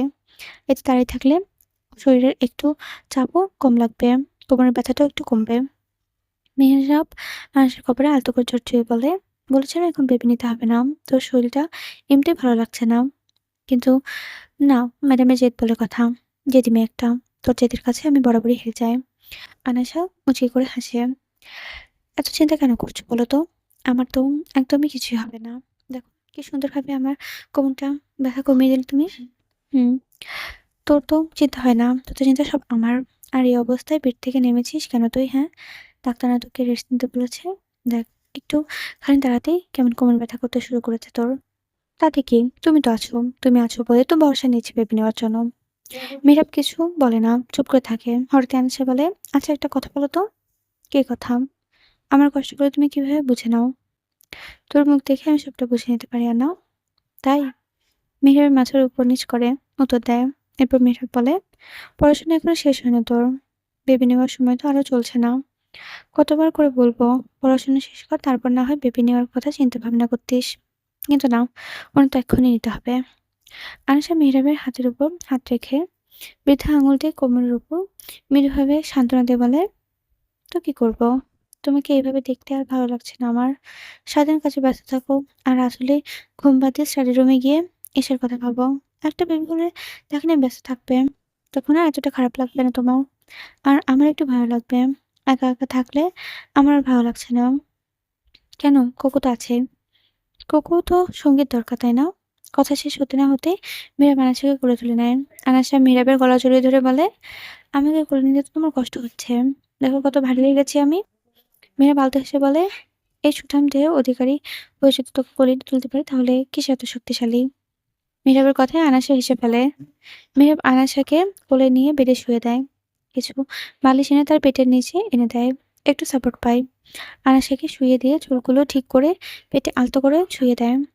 "শোনো বাবু, মামার কষ্ট হচ্ছে। চুপ করে ঘুমাও কেমন? অনেক রাত হয়ে গেছে। আর খেলা করতে হবে না। বাইরে এসে তুমি আর আমি অনেক খেলা করব কেমন?" নীরবের কথা শুনে হাসতে হাসতে বলে, "বাবু কি আমার কথা বুঝছে নাকি? ও ওর মধ্যে খেলা করবেই। দেখো এখনো কিক মারছে আমাকে। খুব চঞ্চল হয়েছে। সারাদিন ছটফট করে।" নীরব আনাসের কথা শুনে বাবুর উদ্দেশ্যে বলে, "জানো শোনা, তোমার আম্মুও না ছোটবেলায় খুব চঞ্চল ছিল। যখন তোমার আম্মু হয়েছিল না, তখন তো তোমার আম্মুকে এনআইসিইউতে রাখা হয়েছিল। আমি তোর আম্মুকে এনআইসিইউ থেকে চুরি করে নিজের কাছে আনার জন্য সেখানে প্রবেশ করতে চেয়েছিলাম। পাইনি, যেদি মেয়েটাকে হাত পা ছুড়ে খেলা করছিল। হাতে মোটা ক্যানোলা আর মুখে কিন্তু তখনও অব্দি অক্সিজেনের মাস্ক লাগানো ছিল। এই যে মেয়েটার বারবার হাত নাড়াচ্ছিল, ফলে তার রক্ত উঠে গিয়েছিল। আমি তোমার আম্মুর কাছে যেতেই তখন একটা নার্স এসে তোমার আম্মুর মুখের অক্সিজেনের মাস্কটা ক্যানোলাটা খুলে দেয়, হাতে ব্যান্ডেজ করে দেয়। এরপর তিনি চলে যান। ওনার যাওয়ার পর আমি তোমার আম্মুর কাছে যাই। ওমা, তোমার আম্মু মানে এই যেদি মেয়েটা ট্যাপ করে আমার দিকে তাকিয়েছিল। আমি আরো কাছে যেতেই নিজের ছোট ছোট হাত পাগুলো উঁচু করে আমাকে ধরার চেষ্টা করছিল, জানো? যেই আমাকে ধরতে পারল না, অমনি গলা ফাটিয়ে কাঁদতে শুরু করলো। সে কি কান্না, সে কি কান্না! তাড়াতাড়ি করে তোমার আম্মুকে কোলে নিয়ে নিচ্ছি এবং একদম চুপ করে গিয়েছিল তখন। খিলখিল করে হাসতে শুরু করেছিল। তাহলে বুঝো তোমার আম্মু ঠিক কি পরিমাণের বাজে ছিল। তোমার আম্মু আসল উদ্দেশ্য ছিল আমার কোলে উঠাম আর আমার লকেটটা নিয়ে খেলা করা। সেই কালে উঠেছিল, লকেটটা নিয়ে খেলতে শুরু করেছিল। এরপর তোমার আম্মুকে নিয়ে তাড়াতাড়ি করে হসপিটাল থেকে পালিয়ে এলাম। সাদা তোয়ালেতে মোড়ানো ছোট একটি পুতুল ছিল তোমার আম্মু। কিন্তু আমি এক পাষাণ ওই পুতুলের মতো তোমার আম্মুকে মলাম আস্ত ফেলে এলাম। তোমার আম্মু না খুব কান্না করছিল। তোমার আম্মুকে ফেলে আসার আগে ওই লকেটটা তোমার আম্মুকে পরিয়ে এসেছিলাম। ওটা ছিল তোমার আম্মুকে দেওয়া তোমার বাবার প্রথম উপহার। সেদিন খুব বৃষ্টি হচ্ছিল। ওই ছোট বাচ্চারা বৃষ্টিতে ভিজছিল তখন। না আমার অনেক কষ্ট হচ্ছিল তোমার আম্মুর জন্য। তাই আমি দ্রুত তোমার আম্মুকে ওখান থেকে আনার জন্য গাড়িতে থেকে নামতেই দেখি তোমার আমার ওইখানে নেই। জানো বাবু, আমার না এখনো খুব গিল্টি ফিল হয়। আমি কতটা পাষাণ ছিলাম যে তোমার ওই পুতুলের মতো ছোট আম্মুকে পুকুরের শেয়ালে ছিঁড়ে খাওয়ার জন্য ওখানে ফেলে এসেছিলাম। মেয়েরাবের কথা শুনে আনাসা আস্তে করে উঠে বসার চেষ্টা করে। তখন মেয়েরাব আনাসের কাছে এসে তাকে বসতে সাহায্য করে। আনিশা মেহেরাবকে জড়িয়ে ধরে বলে, "তুমি এমন কেন? বারবার খালি পুরোনো দিনের কথা টেনে আনো আর নিজেও কষ্ট পাও।" মেহেরাব গলা ধরে বলে, "ঠিকই তো বলছি। আমি কতটা পাষাণ ছিলাম যে আমার ছোট প্রাণটাকে সেদিন ওইভাবে ফেলে এসেছিলাম।" আনিশা মেহেরাবকে আরো শক্ত করে জড়িয়ে ধরে বলে, "মোটেও না, তুমি মোটেও পাষাণ ছিলে না। তুমি জানতেও না যে নিজের মধ্যে তুমি কি করছো। তুমি আর মায়ায় পড়ে গিয়েছিলে ঠিকই, কিন্তু এসব থেকে বের হওয়ার পথ তোমার জানা ছিল না। তাই তো সেই সময় আমাকে মেরে ফেলতে চেয়েছিলে। যদি মায়া না জন্মাতো তাহলে ওখানে আমাকে ফেলেই তুমি চলে আসতে, ২য় বার যেতে না। কিন্তু তুমি সেটা করোনি। নিজের লকেটটা খুলে আমাকে দিয়ে দিয়েছিলে, কারণ আমি ওটা খুব পছন্দ করেছিলাম। এরপর তোমার আমার জন্য কষ্ট হচ্ছিল তাই গাড়ি থেকে বের করে এসেছিলে, বৃষ্টির মধ্যে আমাকে খুঁজছিলে। মায়া না হলে এমনটা করতে পারতাম? আমাকে যদি ওই সময় কেউ মেরে ফেলতো তাও তোমার কষ্ট হতো না যদি না আমাকে ভালোবাসতে। কিন্তু মায়ায় পড়েছিলে বলেই তো আমার জন্য তোমার চিন্তা হয়েছিল। এরপর সে জন্ম থেকে নিজের কাছে না পেয়েও আমাকে খেয়াল রেখেছো কিভাবে? আর এখন রাখছো নিজের অজান্তে আমার কথা ভেবে কষ্ট পাচ্ছ। সেই ছোট থেকে। বলো, তাহলে এখনো এটা কি মায়া নয় নাকি ভালোবাসা নয়? কি বলবে তুমি? আমি তো ভুলতে পারি না সেদিনের কথাগুলো আনা পাখি। তোমাকে ভুলতে হবে। আমার কথা ভেবে হলেও তোমাকে সবটা ভুলতে হবে। বুঝেছ? হুম। এরপর মীরা বানারসিকে আবারও শুইয়ে দিতে তার পায়ের কাছে গিয়ে বসে। তার পা দুটো নিজের উড়ের উপর নিয়ে আলতো করে ম্যাসাজ করতে থাকে। "আনাও, একটু ঘুমা। আমি ম্যাসাজ করে দিচ্ছি। আনা ভাবি, কালকে তো আবার তোর উপর থেকে ধকল যাবে।" নীরব ম্যাসাজে আনাসের খুব আরাম লাগছে তাই সে চোখ দুটো বন্ধ করে নেয়। আনাসের পা দুটো ফুলে গিয়েছে। কিছুক্ষণ পর আনাসা ঘুমিয়ে যায়। নীরবে উঠে লাইট অফ করে আনাসের কাছে গিয়ে তার মাথায় আলতোভাবে ঠোঁট ছুঁয়ে দিয়ে ঘুমিয়ে পড়ে। পুরো চেহারার ম্যানসন সেজে উঠেছে রং-বেরঙের ফুল আর রঙিন বাতিতে। চারিপাশটা ফুলের গন্ধে মোমো করছে। মীরব তো ব্যস্ত হাতে সবটা সামলাচ্ছে। ১ সপ্তাহ আগে আয়নাশা তার কাছে আবদার করেছিল ৭ মাসের স্বাধীন অনুষ্ঠান করতে। সে অনেক কাছেই শুনেছে ৭ মাসে স্বাধীন অনুষ্ঠান করতে হয়। যদিও এটা সে সবাইকে করতে হবে এমনটা নয়। কিন্তু আয়নাশার ইচ্ছে হয়েছে যে সে স্বাধীন অনুষ্ঠান করবে। আর আয়নাশার ইচ্ছা সেটা মেয়েরা পূরণ করবে না সেটা কিভাবে হয়? সেই মোতাবেক ২ দিন আগেই তারা জেনারেল ম্যারেজ এসেছে। মেহরাব, জাহিদ, ওহি আর মিসেস নীলাকেও দাওয়াত করেছে। যেহেতু ওহির পড়াশোনার এখনো শেষ হয়নি তাই সে পুরোপুরি ভাবে দেশে আসতে পারছে না। পড়াশোনা শেষ হলে সে পুরোপুরিভাবে দেশে চলে আসবে আর জাহিদও ওই জন্য সেখানে রয়েছে। মিসেস নীলাও জাহিদের সাথে থাকে। শেষ বয়সে আর কতই বা ব্যবসা সামলাবে? তাই সবটা জাহিদ আর আনাসের হাতে তুলে তিনি এখন রেস্টে আছেন। যেহেতু আনাসা এখন অসুস্থ, তাই ব্যবসার কাজগুলো সেও ঠিকভাবে সামলাতে পারছে না। তাই সবটা এখন জাহিদকে সামলাতে হচ্ছে। এনার্জি ইন্ডাস্ট্রি বাংলাদেশের ব্যাচটা আনাসাই সামলাচ্ছে। কিন্তু এখন জাহিদকে সেটা সামলাতে হচ্ছে। মেহরাব তাদেরকে ১ সপ্তাহ আগে থেকেই বলে দিয়েছিল। তাই তারা হাতে নিয়ে সময় নিয়ে আসতে পেরেছে। আনাসা রুমে রেডি হচ্ছে। হঠাৎই মেহরাব রুমে প্রবেশ করে। তখনই আনাসা বলে ওঠে, "এই, একটু এদিকে আসুন না।" আনাসের কথাগুলো শুনে মেহরাব তার কাছে আসে। মেহরাবকে আসে বলে, "কি অবস্থা? শাড়ি পরছিস? এমনিতেই গোল জামা পরে উঠতে পারিস না? আর শাড়ি পরে বা কিভাবে কি করবি?" আনাসা ফোঁস করে একটা শ্বাস নিয়ে বলে, "সাধের অনুষ্ঠানে এভাবে সাজতে হয়। একটু বাঙালি না হলে কি আর চলে? আচ্ছা বাদ দেন এসব। শাড়ির কুচিটা একটু ঠিক করে দাও। জানোই তো ঠিকমতো নিচু হতে পারছি না। আর ওইকে ফোন করছি, ওকে ফোনে পাচ্ছি না।" মেয়েটার কিছু না বলে নিচু হয়ে মুড়ে দেয় এবং শাড়ির কুচিগুলো ঠিক করতে দেয়। এরপর উঠে আনাসার সামনে দাঁড়িয়ে বলে, "মাশাআল্লাহ! আপনাকে খেতে খুবই সুন্দর লাগছে। পুরো রসগোল্লাটাই। ইচ্ছে করছে টুক করে খেয়ে ফেলি।" আয়েশা মুখ গোমড়া করে বলে, "এই, তুমি আমাকে রসগোল্লা কেন বললে? ও, আমি তো এখন অনেক মোটা হয়ে গিয়েছি, তাই না? সেজন্য বললে।" মেহের একটা দীর্ঘশ্বাস ফেলে। এই কটা মাস আয়েশার থেকে এত পরিমাণ জ্বালা পেয়েছে সে, যা বলার বাইরে। একটু ভালো কথা বললেও কান্না করে দেয়। আবার একটু গম্ভীরভাবে কথা বলে কান্না করে দেয়। আর নিত্য নতুন হুমকি তো আছেই। মীরা বেচারা একটু স্বস্তির নিঃশ্বাসও ফেলতে পারছে না। আনাসা তাকে যে পরিমাণ খাটাচ্ছে, এতে অবশ্য আনাসা বেশ খুশি আছে। সে তো ইচ্ছে করেই মেহেরাবকে এতটা খাটাচ্ছে। মেহেরাবও বুঝতে পেরেছে, কিন্তু সে কিছু বলে না। বলে যদি আবার বাচ্চাদের মধ্যে কান্না জুড়ে দেয়, তখন আবার তাকে সামলানো মুশকিল হয়ে যাবে। তাই তো বুঝতেও বোঝানো না ভান করে সে দিন কাটিয়ে দিচ্ছে। "আচ্ছা চল বাইরে যাই, দেরি হয়ে যাচ্ছে না?" বলে আনিসার হাত ধরে আস্তে, আস্তে রুমে উঠে পড়ে সে। তখন তার মেনশনে আসে নিচে হয়ে রুমের দিকে চলে যায়। কারণ আনাসের পক্ষে দোতলার সিঁড়ি ভেঙে যাওয়া সম্ভব না। মেয়েরা আনিসার দিকে এগিয়ে আসে, একটা চেয়ারে বসে। তারপর সামনে থাকা ভর্তি একটি পছন্দের খাবার সাজানো প্লেটটি নেয়। মিসেস নীলা আনাসের কাছে এসে তাকে দোয়া করে ৳১০,০০০ গুঁজে দেয়। একটু পায়েস তুলে তাকে খাইয়ে দেয়। আর নাহিদও আসে আয়েশার জন্য দোয়া করে একটা কার্ড দেয়। আয়েশা জিজ্ঞাসা দৃষ্টিতে বলে, "কার্ড কেন?" তখন ওই বলে, "আমার আর তোর ভাইয়ের তরফ থেকে এই কার্ডটা। যত ইচ্ছে খরচ করবি বুঝেছিস? বাবুর জন্য। কিন্তু একটু বেশি, বেশি খরচ করবি।" বলেই হাসতে লাগলো। আয়েশা আর মেহেরাবও হাসতে থাকে। এরপর আয়েশা আস্তে, আস্তে খাওয়া শুরু করে। তবে তার পক্ষে যতটা খাওয়া সম্ভব সে ততটুকুই খেতে পারে। একটুখানি খেয়ে আয়েশা হাত ধুয়ে ফেলে। ওহি আর মিসেস নীলাও আয়েশার পাশে বসে গল্প করতে থাকে। ওহিরা আজই আবারই ব্যাক করবে। আয়েশা অনেকবারই তাদেরকে থামতে বলেছে কিন্তু কেউ রাজি হয়নি। এতে আয়েশার একটু মন খারাপ হয়। রাত এখন ১১টা বাজছে। কিন্তু আয়েশার চোখে কোনো ঘুম নেই। অন্যদিকে তো রাত ৯টা বাজলে তাকে আর দুনিয়াতে পাওয়া যেত না। মেহেরাব নামাজ পড়ে রুমে চলে আসে। রুমে এসে দেখে আয়েশা এখনো জায়নামাজে বসে জিকির করছে। নিচে বসে তো নামাজ পড়তে পারে না। তাই বেডের উপর জায়নামাজ বিছিয়ে নামাজ পড়ে। মেহেরাব কোরআন শরীফটা নিয়ে আনাসের সামনে এসে বলে। এরপর আনাসের ফোলা পেটের উপর হাত রেখে বলে, "আব্বা, তুমি কি বাবার তেলাওয়াত শুনবে?" তখনই পেটের মধ্যে বাচ্চাটা লাথি মারে। আনাস আর মেহেরাব হেসে ওঠে। আনাসের পেটের উপর হাত বলতে বলে, "বাবার কোরআন তেলাওয়াত শুনবে সোনা?" বাচ্চাটা আবার লাথি মেরে ওঠে। আনাসা ছলছল নয়নে মেহেরাবের দিকে তাকিয়ে বলে, "দেখো আমার বাবু কত চালাক। বাবা-মায়ের কথা ঠিকই বুঝতে পারছে। কি সুন্দর রেসপন্স করছে। কয়দিন ঘুমের জন্য তোমার তলব শোনা হয়নি। আজকে ঘুম আসছে না, তলব করো।" মেহেরাব আলতো হেসে বিসমিল্লাহ বলে কোরআন শরীফটা খোলে এবং খুব সুন্দর করে তেলাওয়াত করতে লাগে। আনাসা পেটের উপর হাত দিয়ে হেডবোর্ডের সাথে হেলান দিয়ে বসে মুখে আলতো হাসি দিয়ে মনোযোগ দিয়ে তেলাওয়াত করা শুনছে। "ডক্টর, বাবুর রান্না ঠিক আছে তো?" ডক্টর কিছুক্ষণ চুপ থেকে মুচকি হেসে বলে, "মিস্টার জেলার, পাবো না, বলুন বাবুরা।" মেয়েরা কিছুই বুঝতে পারছে না।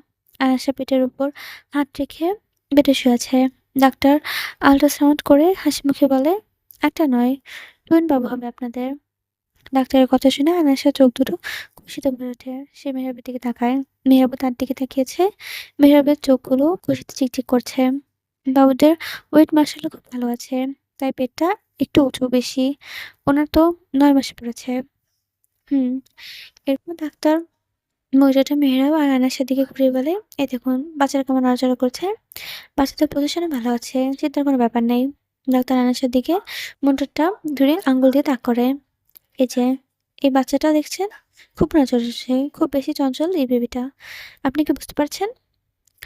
বাচ্চার নড়াচড়ায় আয়েশা পেটে কিক মারছে। আয়েশা মৃদু চিৎকার দিয়ে ওঠে। ডাক্তার আলতো হেসে বলে, "একজন খুব শান্ত, আরেকজন অত্যন্ত খুব চঞ্চল। ক্রমাগত নড়াচড়া করছে।" মেয়ের কাপড় বলে, "আগে একবার ৫ মাসের মিসক্যারেজ হয়েছিল ডক্টর। এবার টুইন বেবি। ওর লাইফ রিস্ক নেই তো?" "না, না, এমনটা নয়। যা দেখলাম তাতে খারাপ কোনো কিছুর সম্ভাবনাই নেই। খালি ওনার শরীরটা একটু দুর্বল। এই সময় এমনটা হতেই পারে।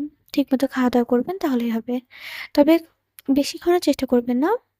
তাতে বেবি এবং আপনারা দুজনেই একটু অসুস্থ হওয়ার সম্ভাবনা থাকতে পারে। ঠিকঠাকভাবে খাবেন তাহলে দুজনেই সুস্থ থাকবে।" "আচ্ছা ডক্টর, এর আগেও বেশ কয়েকবার ইসিজি করেছি। তখন তো বলেনি টুইন বেবি?" আসলে সময়টা ওটার বিষয় না। এখন তো ৯ মাস পড়েছে তাই বোঝা যাচ্ছে আসলে। তখন বোঝা যাচ্ছিল না।"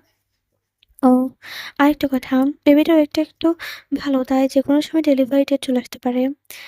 যেহেতু ওনার ৯ মাস চলছে তাই আপনি রেডি থাকবেন। যদি পেটে হালকা ব্যথা অনুভব হয় তবুও হসপিটালে চলে আসবেন। অবহেলা করে বাড়িতে বসে থাকবেন না। হিতে বিপরীত হতে পারে। ওকে ডক্টর, তাহলে আমরা আসি? জি, আসতে পারেন। এরপর মিয়া আস্তে করে আয়েশাকে উঠে বসায় আর বেড থেকে নামিয়ে হাত ধরে নিয়ে যেতে লাগলো।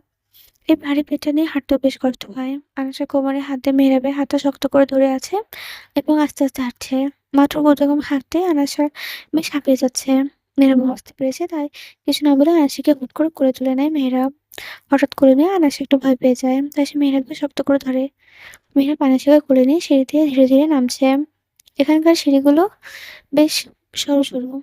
পা ফেলছে বেশ সাবধানে মেহরাব। হঠাৎই আয়েশা বলে ওঠে, "তোমার তো কষ্ট হচ্ছে। আর আমার অস্তিত্বের যে পৃথিবীতে আলো দেখাচ্ছে তুই, তোর কি কম কষ্ট হচ্ছে?" আয়েশা আর কিছু বলে না। সে মুচকি একটা হাসি দেয়। সে জানে মানুষটা তাকে ঠিক কতটা ভালোবাসে। আগে তো যতটা আঘাত করেছে এখন তার দ্বিগুণ ভালোবাসা দিয়ে তাকে পুষিয়ে দিচ্ছে। সামান্য একটু আঙুল কেটে গেলেও মানুষটার বুকের ভেতর রক্তক্ষরণ হয় যেন। আয়েশা মীরাবের বুকে মাথা হেলিয়ে দিয়ে বলে, "কতটা পূর্ণ করলে তোমার মতো একজনকে জীবনসঙ্গী হিসেবে পাওয়া যায়? এই কথা তো আমার বলা দরকার। আল্লাহ তো তোকে আমার জীবনে পাঠিয়েছে তার রহমত হিসেবে। আমার মতো একজন পাপী বান্দার জীবনে ফুলের মতো একটা প্রাণকে পাঠিয়েছেন তিনি।" কথা বলতে মেহেরাব গাড়ির কাছে এসে পৌঁছায়। গাড়ির দরজাটা খুলে আনাসেকে খুব সাবধানে গাড়িতে বসিয়ে দেয়। এরপর মেহেরাবও বসে পড়ে। মেহরাব আয়েশাকে কোলে নিয়ে লিফটে ওঠে। এরপর লিফটের তাদের ফ্লোরে পৌঁছাতে মেহরাব লিফট থেকে বের হয়ে আসে এবং ঢুকে পড়ে ফ্ল্যাটের ভেতর। আয়েশাকে মেহরাব সোফায় বসিয়ে দিয়ে সোজা গিয়ে দাঁড়ায়। পকেটে হাত দিয়ে তার মনে পড়ে যায় যে গাড়িতে নিজের ফোন ফেলে এসেছে। তাই আয়েশা উদ্দেশ্যে বলে, "আনো, ফোনটা গাড়িতে ফেলে এসেছি। তুই চুপ করে এখানে বসে থাকবি। একদম নিজে থেকে তুই নড়াচড়া করার চেষ্টা করবি না। আমি যাবো আর আসবো।" "আচ্ছা।" এরপর মেহরাব বের হয়েছে ফ্ল্যাট থেকে। বাড়ি থেকে তালা মেরে দেয় যেন কেউ ঢুকতে না পারে। আনাসা সোফায় বসে গা এলে দিয়ে নিজের চোখ বন্ধ করে ফেলে। কিছুক্ষণ চোখ বন্ধ রাখার পর হঠাৎই আনাসের মনে হতে থাকে কেউ তাকে খুব গভীরভাবে পর্যবেক্ষণ করছে। আনাসার চোখ বন্ধ রাখতে পারে না। সে ফট করে চোখ খুলতে সামনে ফারদিনকে দাঁড়িয়ে থাকতে দেখতে পায়। ফারদিনকে এই সময় তার ফ্ল্যাটে দেখে আনাসের কলিজায় পানি শুকিয়ে যায়। আনাসা পেটের উপর হাত রেখে কাঁপা কাঁপা গলায় বলে, আপনি এখানে? আপনি কিভাবে এখানে আসতে পারেন? আপনি তো... আনাসের কথা শেষ হতে না হতেই ফারদিন উঠে দাঁড়ায়। আমাকে আটকে ফেলেছিলে, তাই তো? আনিসা একটা শুকনো ঢোক গেলে দরজার দিকে তাকায়। ফারদিন হাসতে হাসতে বলে, তাকে কোনো লাভ নেই ময়না। তোমার স্বামী আসবে না। ওকে আমি নিজেই মেরে ফেলার ব্যবস্থা করে এসেছি। ওপর আসতে পারবে না সে। ফারদিনের কথা শুনে আনাসা ভয় বেড়ে যায়। ফারদিন আস্তে আস্তে আনাসার দিকে এগোতে থাকে। আনাসাও সোফায় বসে পড়েছে এবং পিছিয়ে গিয়েছে। ফারদিনের মুখে শয়তানি হাসি নিয়ে আনাসের কাছে এসে তার চুলগুলো টেনে ধরে। ব্যথায় আনাসার চোখ ঝরঝরে পানি পড়ছে। ফারদিন হিংস্র কণ্ঠে বলে, আমার বোনকে খুন করে কেটে টুকরো টুকরো করে কুকুরকে দিয়ে খাইয়েছিস, তাই না? আমার বাবা আর চাচাকেও খুব নির্মমভাবে খুন করেছিস তুই আর মেহরাব। কিন্তু আমি তো বেঁচে গিয়েছি। এবার তোদেরকে মেরে তারপরে আমি মরবো। তো তোদের মতো জানোয়ারকে বাঁচিয়ে রাখা উচিত? ফারদিন কিছু বলে না, শুধু হাসতে থাকে। আনাসা হাত বেড়ে ফুলদানিটা হাতে নিয়ে ফারদিনের মাথায় একটা বাড়ি দেয়। ফারদিন নিজের কপাল চেপে ধরে। এই সুযোগে আনাসা নিজের ফোন হাতে বের করে তাড়াতাড়ি করে কাউকে কল দেয়। ফারদিন কপাল চেপে ধরে আনাসের কাছে এসে আর তার চুলের মুঠি ধরে তাকে ধাক্কা দিয়ে নিচে ফেলে দেয়। নিচে পড়ে যাওয়ার ফলে তার ওঠার ব্রেক হয়। এটা দেখে আনাসের কলেজে পানি শুকিয়ে যায়। তখনই ফারদিন হাসতে হাসতে বলে, তোর মেয়েরা হয়তো এতক্ষণে উপরে চলে গিয়েছে। তোকে আর তোর বাচ্চাকেও এখন উপরে পাঠিয়ে দে। বলে ফারদিন পাতুলে আনাসের পেটে লাথি মারতে যাবে এমন সময় মেয়েরা পেছন থেকে এসে তাকে আটকে নেয়। এরপর নিজের রিভলভারটা বের করে ফারদিনের পেটে গুলি করে দেয় আর বলে, ওর মেয়েরা এত সহজে মরবে না। তোর মতো জানোয়ারকে মেরে আমি মরবো না। গুলি খাওয়ার পর ফারদিন আরো মেহরাবের কাছে ছাড়া পাওয়ার চেষ্টা করছে। ফারদিন নিজের জখম নিয়ে মেহরাবের দিকে ঘুরে দাঁড়ায়। এরপর মেহরাবকে একটা ঘুষি মারে।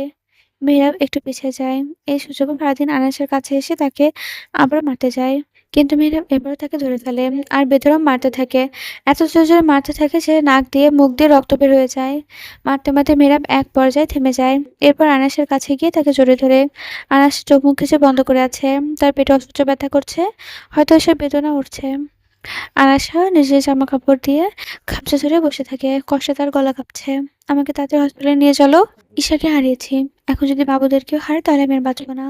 আমাকে প্লিজ তাড়াতাড়ি হসপিটালে নিয়ে চলো। মীরা অস্থির কণ্ঠে বলে, আমি এখনই তোকে হসপিটালে নিয়ে যাব। তোর আর বাবুদের কিছু হতে দেবো না আমি। বলে মীরা আনাসকে কোলে তুলে নেয়। তার আগে আশা চিৎকার করে বলে, ফারদিন। বলেই সে পাশে থাকা গুলি নিয়ে কাঁপা কাঁপা হাতে তার দিকে তাক করে। আর যতগুলো গুলি ছিল সবগুলো শুট করে দেয়। সবকটা গুলি ফারদিনের শরীরে এরপর ওপর হয়ে যায়। ফারদিন লুটিয়ে পড়ে মেঝেতে। মেয়েরা খুব বাজেভাবে ফারদিনকে আঘাত করার পরও ফারদিন মেঝেতেই পড়েছিল। এরপর সে আস্তে আস্তে উঠে আর তার পকেট থেকে একটা পয়জন ইনজেকশনটা মেহরাবকে পুশ করতে যায়। মেহরাব তখন আনাসের সাথে কথা বলে ব্যস্ত থাকায় খেয়াল করেনি, কিন্তু আনাসা ঠিকই খেয়াল করেছে। তার পাশে থেকে থাকা গুলিটা হাতে নিয়ে ফারদিনকে গুলি করে দেয়। ফারদিন এখনো মরেনি, তবে বাঁচার কোনো সম্ভাবনা নেই। তখনই পুলিশ ঢুকে পড়ে তাদের ফ্ল্যাটে। আনাসা ঢুলে পড়েছে মেহরাবের বুকে। মেহরাব তাড়াতাড়ি করে আনাসাকে কোলে নিয়ে লিফটের দিকে এগিয়ে যায়। রক্তে তার শাশুড় ভিজে যাচ্ছে। মেহরাবের চোখ দিয়ে অঝরে পানি পড়ছে। লিফটের সামনে আসতে দেখতে পায় ওই লিফটটা আসছে, এখনো বেরিয়ে আসে। তাই মেয়েরা আর কোনো উপায় না পেয়ে আনাসাকে সিঁড়ি দিয়ে নামতে থাকে। গাড়ির কাছে এসে আনাসাকে গাড়িতে শুইয়ে দিয়ে তাড়াতাড়ি ড্রাইভিং সিটে গিয়ে বসে ড্রাইভ করতে থাকে। সে সবসময় রুলস মেনে চলে, কিন্তু এবার সে সব রুলস ভেঙে হসপিটালে পৌঁছায়। ডাক্তার আনাসার এই অবস্থা দেখে তাড়াতাড়ি করে তাকে ওটিতে নিয়ে যায়। ওটি রুমে লাইট জ্বলতে শুরু করে। মেহরাব দেয়াল ঘেঁষে নিচে বসে পড়ে। তার শার্টে আনাসার রক্ত লেগে আছে। মেহরাব কান্নায় ভেঙে পড়েছে। একবার সন্তানকে হারানোর কষ্ট সে অনুভব করেছে। এবার যদি এমন হয় তাহলে সে আর বাঁচবে না। এবার যদি আনার কিছু হয়ে যায়। হঠাৎ একজন ডাক্তার বের হয়ে আসে ওটি রুম থেকে। তিনি মেহরাবের উদ্দেশ্যে বলে, স্যার, আমাদের 2 ব্যাগ রক্ত লাগবে। ম্যামের অনেক ব্লাড লস্ট হয়েছে। আমাদের কাছে 2 ব্যাগ আছে। আপনি যত তাড়াতাড়ি পারেন আরো 2 ব্যাগ নিয়ে আসুন। আরো যদি সহায় হন তাহলে উনি ঠিক হয়ে যাবেন। বলেই তিনি আবারও ভেতরে ঢুকে পড়ে। মেয়েরা তাড়াতাড়ি করে নিজের ফোনটা পকেট হাতে বের করে। কাঁপা কাঁপা করলে কাউকে ডায়াল করে আর রক্তের ব্যবস্থা করতে বলে। প্রায় 2 ঘন্টা পর ওটির লাইট অফ হয়। 2 জন নার্স 2 টা তোয়ালেতে করে মোটা বাচ্চা নিয়ে আসে। মেয়েরাবের সামনে মেয়েরা উঠে দাঁড়ায় আর তাদের উদ্দেশ্যে বলে, আনা ঠিক আছে তো? একজন নার্স গলায় আশ্বাস নিয়ে বলে, জি, ম্যাম এখন সম্পূর্ণ সুস্থ আছে এবং বাচ্চারাও সুস্থ আছে। কিছুক্ষণ পরে ম্যামকে কেবিনে শিফট করা হবে। ২ টা ছেলে হয়েছে আপনাদের। এই যে ইনি হলেন বড়জন আর ইনি ছোট। মেয়েরা বাচ্চাদের কানের কাছে গিয়ে আজান দেয়। এরপর নার্সের কাছ থেকে ২ টা বাচ্চাকে নিয়ে কোলে নিয়ে তাদের কপালে ছোঁয়ায়। আনাস এখন ঘুমাচ্ছে। বেডের পাশে স্ক্রিপ আছে যেখানে বাচ্চাদেরকে শুয়ে রাখা হয়েছে। এতক্ষণ বাচ্চারাও ঘুমাচ্ছিল। মিহরাব আনাসের পাশে বসেছিল। হঠাৎ করে তার কানে বাচ্চাদের আওয়াজ আসে।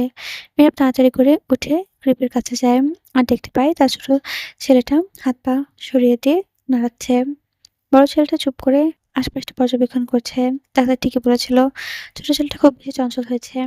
তাকে দেখেই বোঝা যাচ্ছে পেট থেকে বের হয়ে খেলা শুরু করে দিয়েছে নিজে, নিজে। তবে বড় ছেলেটা একদম চুপচাপ। মেহরাব আস্তে করে হাত বাড়ায় ছোট ছেলেটিকে। অমনি খপ করে বাবার হাতখানা তার ছোট, ছোট হাতের মাঝে নিয়ে ফেলে সে। যা দেখে মেহরাব মুখে দেখা যায় এক প্রশান্তির হাসি। আলাদা নিজস্ব বান্দাদের সবসময় শুভভাবেই রাখে। ছেলেটিকে দেখে তার ইসের কথা মনে পড়ে যায়। তার ১ম সন্তান, তার আম্মু, যাকে নিজের হাতে ৩ বছর আগে কবর দিয়ে এসেছে সে। আজকে যদি আল্লাহর রহমত না থাকতো তাহলে হয়তো এই ৩ জনকেও নিজের হাতে শেষ বিদায় জানাতে হতো তার। তখন হয়তো মেয়েরা আর বেঁচে থাকতো না। কারণ তার বেঁচে থাকার উৎসগুলো তো তখন আর থাকতো না। তবে আল্লাহ তো তাদেরকে হেফাজত করেছে। মেয়েরা পুরো জীবন উজাড় করে যদি আল্লাহর শুকরিয়া আদায় করে তাও হয়তো কম পড়ে যাবে। সে প্রতিটা মুহূর্তে আল্লাহর কাছে শুকরিয়া আদায় করে যাচ্ছে। আল্লাহ তার জীবন থেকে অনেক কিছু কেড়ে নিয়েছে ঠিকই, কিন্তু সত্যি বলতে ১০ গুণ দিয়ে আবার ভরিয়েও দিয়েছে। কথাগুলো ভাবতে মেহরাবের চোখে জলে ভরে ওঠে। অন্য হাত দিয়ে মুছে নেয় সে। ছেলের দিকে তাকায়। ২ ছেলে বাবাকে খুব নিখুঁতভাবে পর্যবেক্ষণ করে যাচ্ছে। হঠাৎ করে ছোট ছেলে মেহরাবের বৃদ্ধ আঙুলটা নিজের মুখে পুরে নেয় আর চপাত, চপাত করে চুষতে লাগে। মেহরাব আলতো হেসে ছোট ছেলেকে বলে, "আরে আমার পাজি বাচ্চাটা, একদিনও বয়স হলো না আর তুমি এত দুষ্টুমি করছো। বড়দের সাথে এমন আচরণ করে কেউ? আঙুল কেউ মুখে পড়ে? শরীর খারাপ করবে তো। দেখো, তোর ভাই কত শান্ত, চুপ করে দেখছে সবটা। আর তুমি দুষ্টুমি করছো।" বলেই আলতো করে হেসে ফেলে সে। ছেলেকে সাদা ফুলে ফোলা গাল দুটোতে হাত বোলায়। বাবার কথা শুনে ছোট ছেলেটা গোমড়া মুখ করে হাসে তবে। ছেলেরও বাবার এমন দুষ্টু-মিষ্টি মুখোমুখি সময় চলতে থাকে। মীরা মুচকি হেসে বলে, "পাগলা আবার হাসতেও দেখে। আমি কি কোনো মজার কথা বলছি যে তুমি হাসছো? একদম তোমার আম্মুর কার্বন কপি হয়েছো। তোমার আম্মু এমনই ছিল। খুব চঞ্চল মেয়ে। তোমার আম্মু সাথে যেতিও। তোমার আম্মুকে আবার বলো না কিন্তু। শুনলে আমার সাথে আবার ঝগড়া শুরু করে দেবে।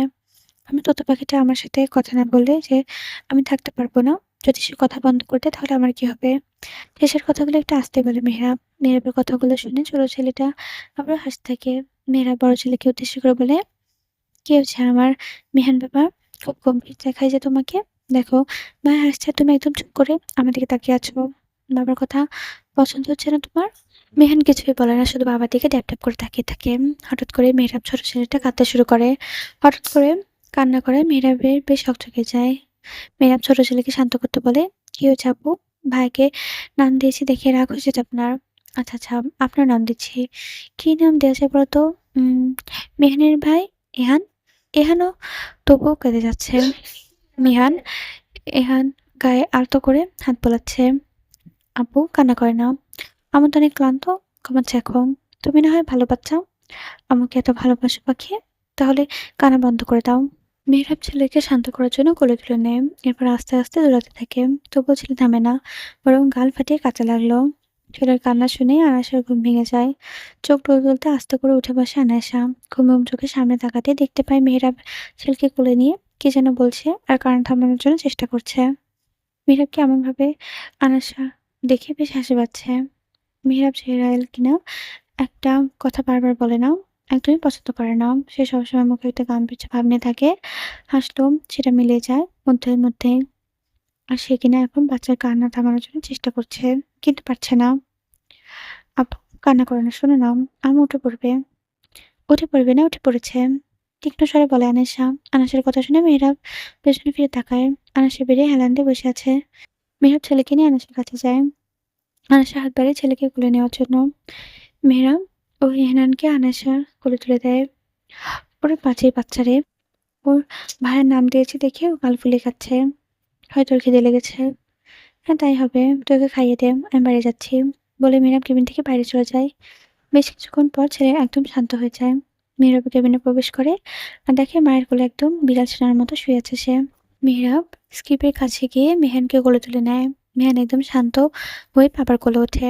আরাশ আলতো হাতে বড় ছেলের মাথায় হাত বলতে বলতে বলে, "আবার ক্ষুধা লাগেনি তোমার? ভাই তো খেয়ে ফেললো, তুমি খাবে না?" মায়ের কথা শুনে এবার মায়ের দিকে তাকিয়ে আবার বাবার দিকে তাকায়। এটা দেখে মেহরাব বলে, "বাবাকে দেখে ওর পেট ভরে গিয়েছে। মায়ের দিকে একটু তাকাও।" আনাসের কথায় মেহরাব হালকা হাসে। আমার মেহেন বাবা একদম তার আপুর মতো হয়েছে, তাই তো? একদম চুপচাপ এবং গম্ভীর।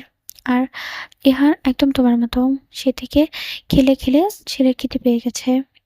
বাবা, ছেলেদের নামও ঠিক করে ফেলেছ? হুম, বড় ছেলের নাম মিহান আর ছোট ছেলের নাম ইহান। ভালো না? পছন্দ না হলে অন্য নাম দেব। না না, খুব পছন্দ। বাবা বাই।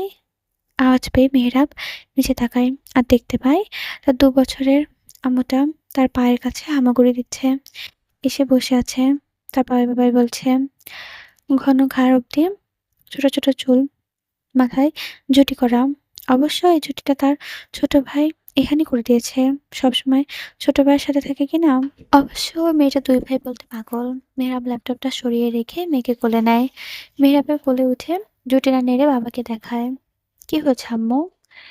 কে করে দিয়েছে এটা?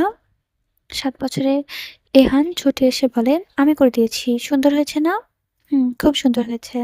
এহানকে দেখে আনায়রা আর বাবার কোলে থাকবে না বলে ছোটাছুটি করতে থাকে। বাবার কোল থেকে নেমে ভাইয়ের কোলে উঠবে। তারপর ভাইকে জিজ্ঞেস করে বলে, ভাইয়া ভাইয়া কোলে দিয়েছে বাবাই, কেমন লাগতে? ভালো লাগতে? ও বাবা, তাই ভাইয়া করে দিয়েছে, খুব সুন্দর লাগছে তো আম্মু। তখনই আনায়াসা হলরুমে এসে বলে, বাপ বেটি আর বেটা মিলে তো খুব জমেছে। আর দুপুরে গড়ি যে বিকেল হয়ে গেছে সেদিকে কারোরই খেয়াল নেই। আর আমার মেহান কোথায়? সবাই এখানে আছো, ও কোথায়? তখনই মেহান কোকোকে কোলে নিয়ে দৌড়ে দৌড়ে নিচে নেমে আসে। মেহানকে দেখে এহান আর আনায়রা দুজনে সোফায় গিয়ে লুকিয়ে পড়ে। কারণ তারা যা অকাজ করে এসেছে, এখন যদি মেহান দেখে নির্ঘাত এহানকে পিটিয়ে মারবে। আনায়রাকে এখনো মেহান মারবে না। কারণ আনায়রা হলো তাদের ৪ জনের প্রাণ। তাই সে যত দুষ্টুমি করুক, কারোরই মার খাওয়ার সৌভাগ্য এখনো তার হয়নি। অবশ্যই এহানও মার খাবে না, বড়জোর তার ভাই তাকে ভয় দেখাবে। আনাশা বড় ছেলের কাছে গিয়ে বলে, কি হয়েছে আপনার? হঠাৎ মেজাজ এত গরম কেন? মিহান কুকুরকে কোলে থেকে নামিয়ে বলে, কোথায়? একটু আগে এখানে বসে বসে গল্প করছিলে। গেলে কোথায় সে ২ জন? নিশ্চয়ই আবারও কোনো অকাজ করে এসেছ। আমার হোমওয়ার্কের খাতাটা ২ জন মিলে রং করে নষ্ট করে দিয়েছে। আমি সেই সকাল থেকে বসে সবটা কমপ্লিট করেছি। আর ওরা আমার সব পরিশ্রম পানিতে ঠেলে দিয়েছে আম্মু। আনাশা ছেলের কাছে এসে মাথায় হাত বুলিয়ে দিয়ে থাকে এবং জ্বলন্ত কণ্ঠে বলে, ওরে আমার বাবাটা!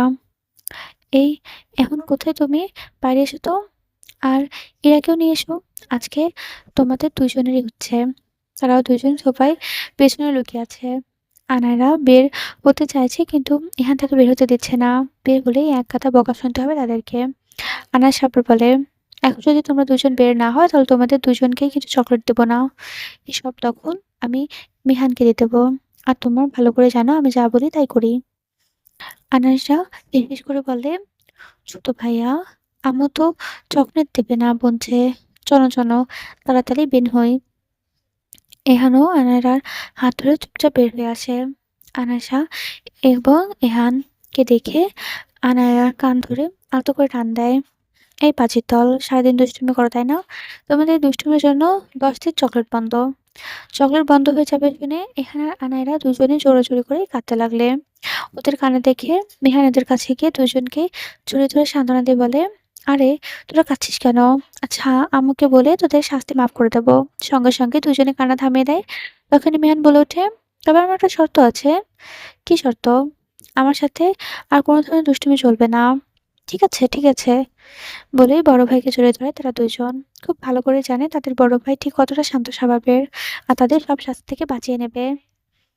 আমাদের বড় ছেলেটা বেশ বুদ্ধিমান হয়েছে। ভালো করে জানে এই ২ জনকে কিভাবে হ্যান্ডেল করতে হয়। হুম, কিন্তু ছোট ২টা খুব বাজি। একদম তোর মতো। তুইও তো খুব দুষ্টু ছিলি। হ্যাঁ, আমার ছেলে-মেয়ে আমার মতোই তো হবে। বলে আরাশা হেসে দেয়। মেহেরাব তাকে আলতো করে জড়িয়ে ধরে। খালি আজকে যদি আমাদের পরিবারের সবাই বেঁচে থাকতো তাহলে সব পূর্ণতা হতো। তখনই জাহিদ আর ওহী জেনারেল ম্যানসনে প্রবেশ করে। ওহির কোলে আছে তার ৩ বছরের মেয়ে জহির। "কি ব্যাপার? ভাগ্নেরা সব কোথায়?" মামার কণ্ঠ পেয়ে এহান আর আনায়রা দৌড়ে ছুটে মামার কাছে চলে আসে। জাহিদ তাদের কোলে নিয়ে চুমু দিয়ে মেহানের সামনে এসে দাঁড়ায়। মেহান সাধারণত কারোরই কোলে ওঠে না। আনায়সা জাহিদের উদ্দেশ্যে বলে, "খালামণিকে আনলে না যে?" "আম্মু বাড়িতেই আছে। শরীর ভালো লাগছে না তার। তাই আমাদেরকে বলল ঘুরে আসতে।" "ও।" জাহিদ দুজনকে নামিয়ে দেয়। ওদের হাতে একটা বক্স ধরিয়ে দেয়। দুজনে তো চকলেট পেয়ে খুশিতে লাফালাফি করতে থাকে। জাহিদ ও মায়ের কোল থেকে নেমে তাদের সাথে ছোটাছুটি করে। এরপর তারা ৩ জন বসে চকলেটের বক্স খুলে খেতে থাকে। মেয়া চকলেট খায় না। তাই সে চুপ করে দাঁড়িয়ে, দাঁড়িয়ে তাদেরকে দেখতে লাগলো। ওদের ৩ জনকে দেখে আনাসা, মেহরাব, জাহিদ আর ওহী হেসে ফেলে। সমাপ্ত।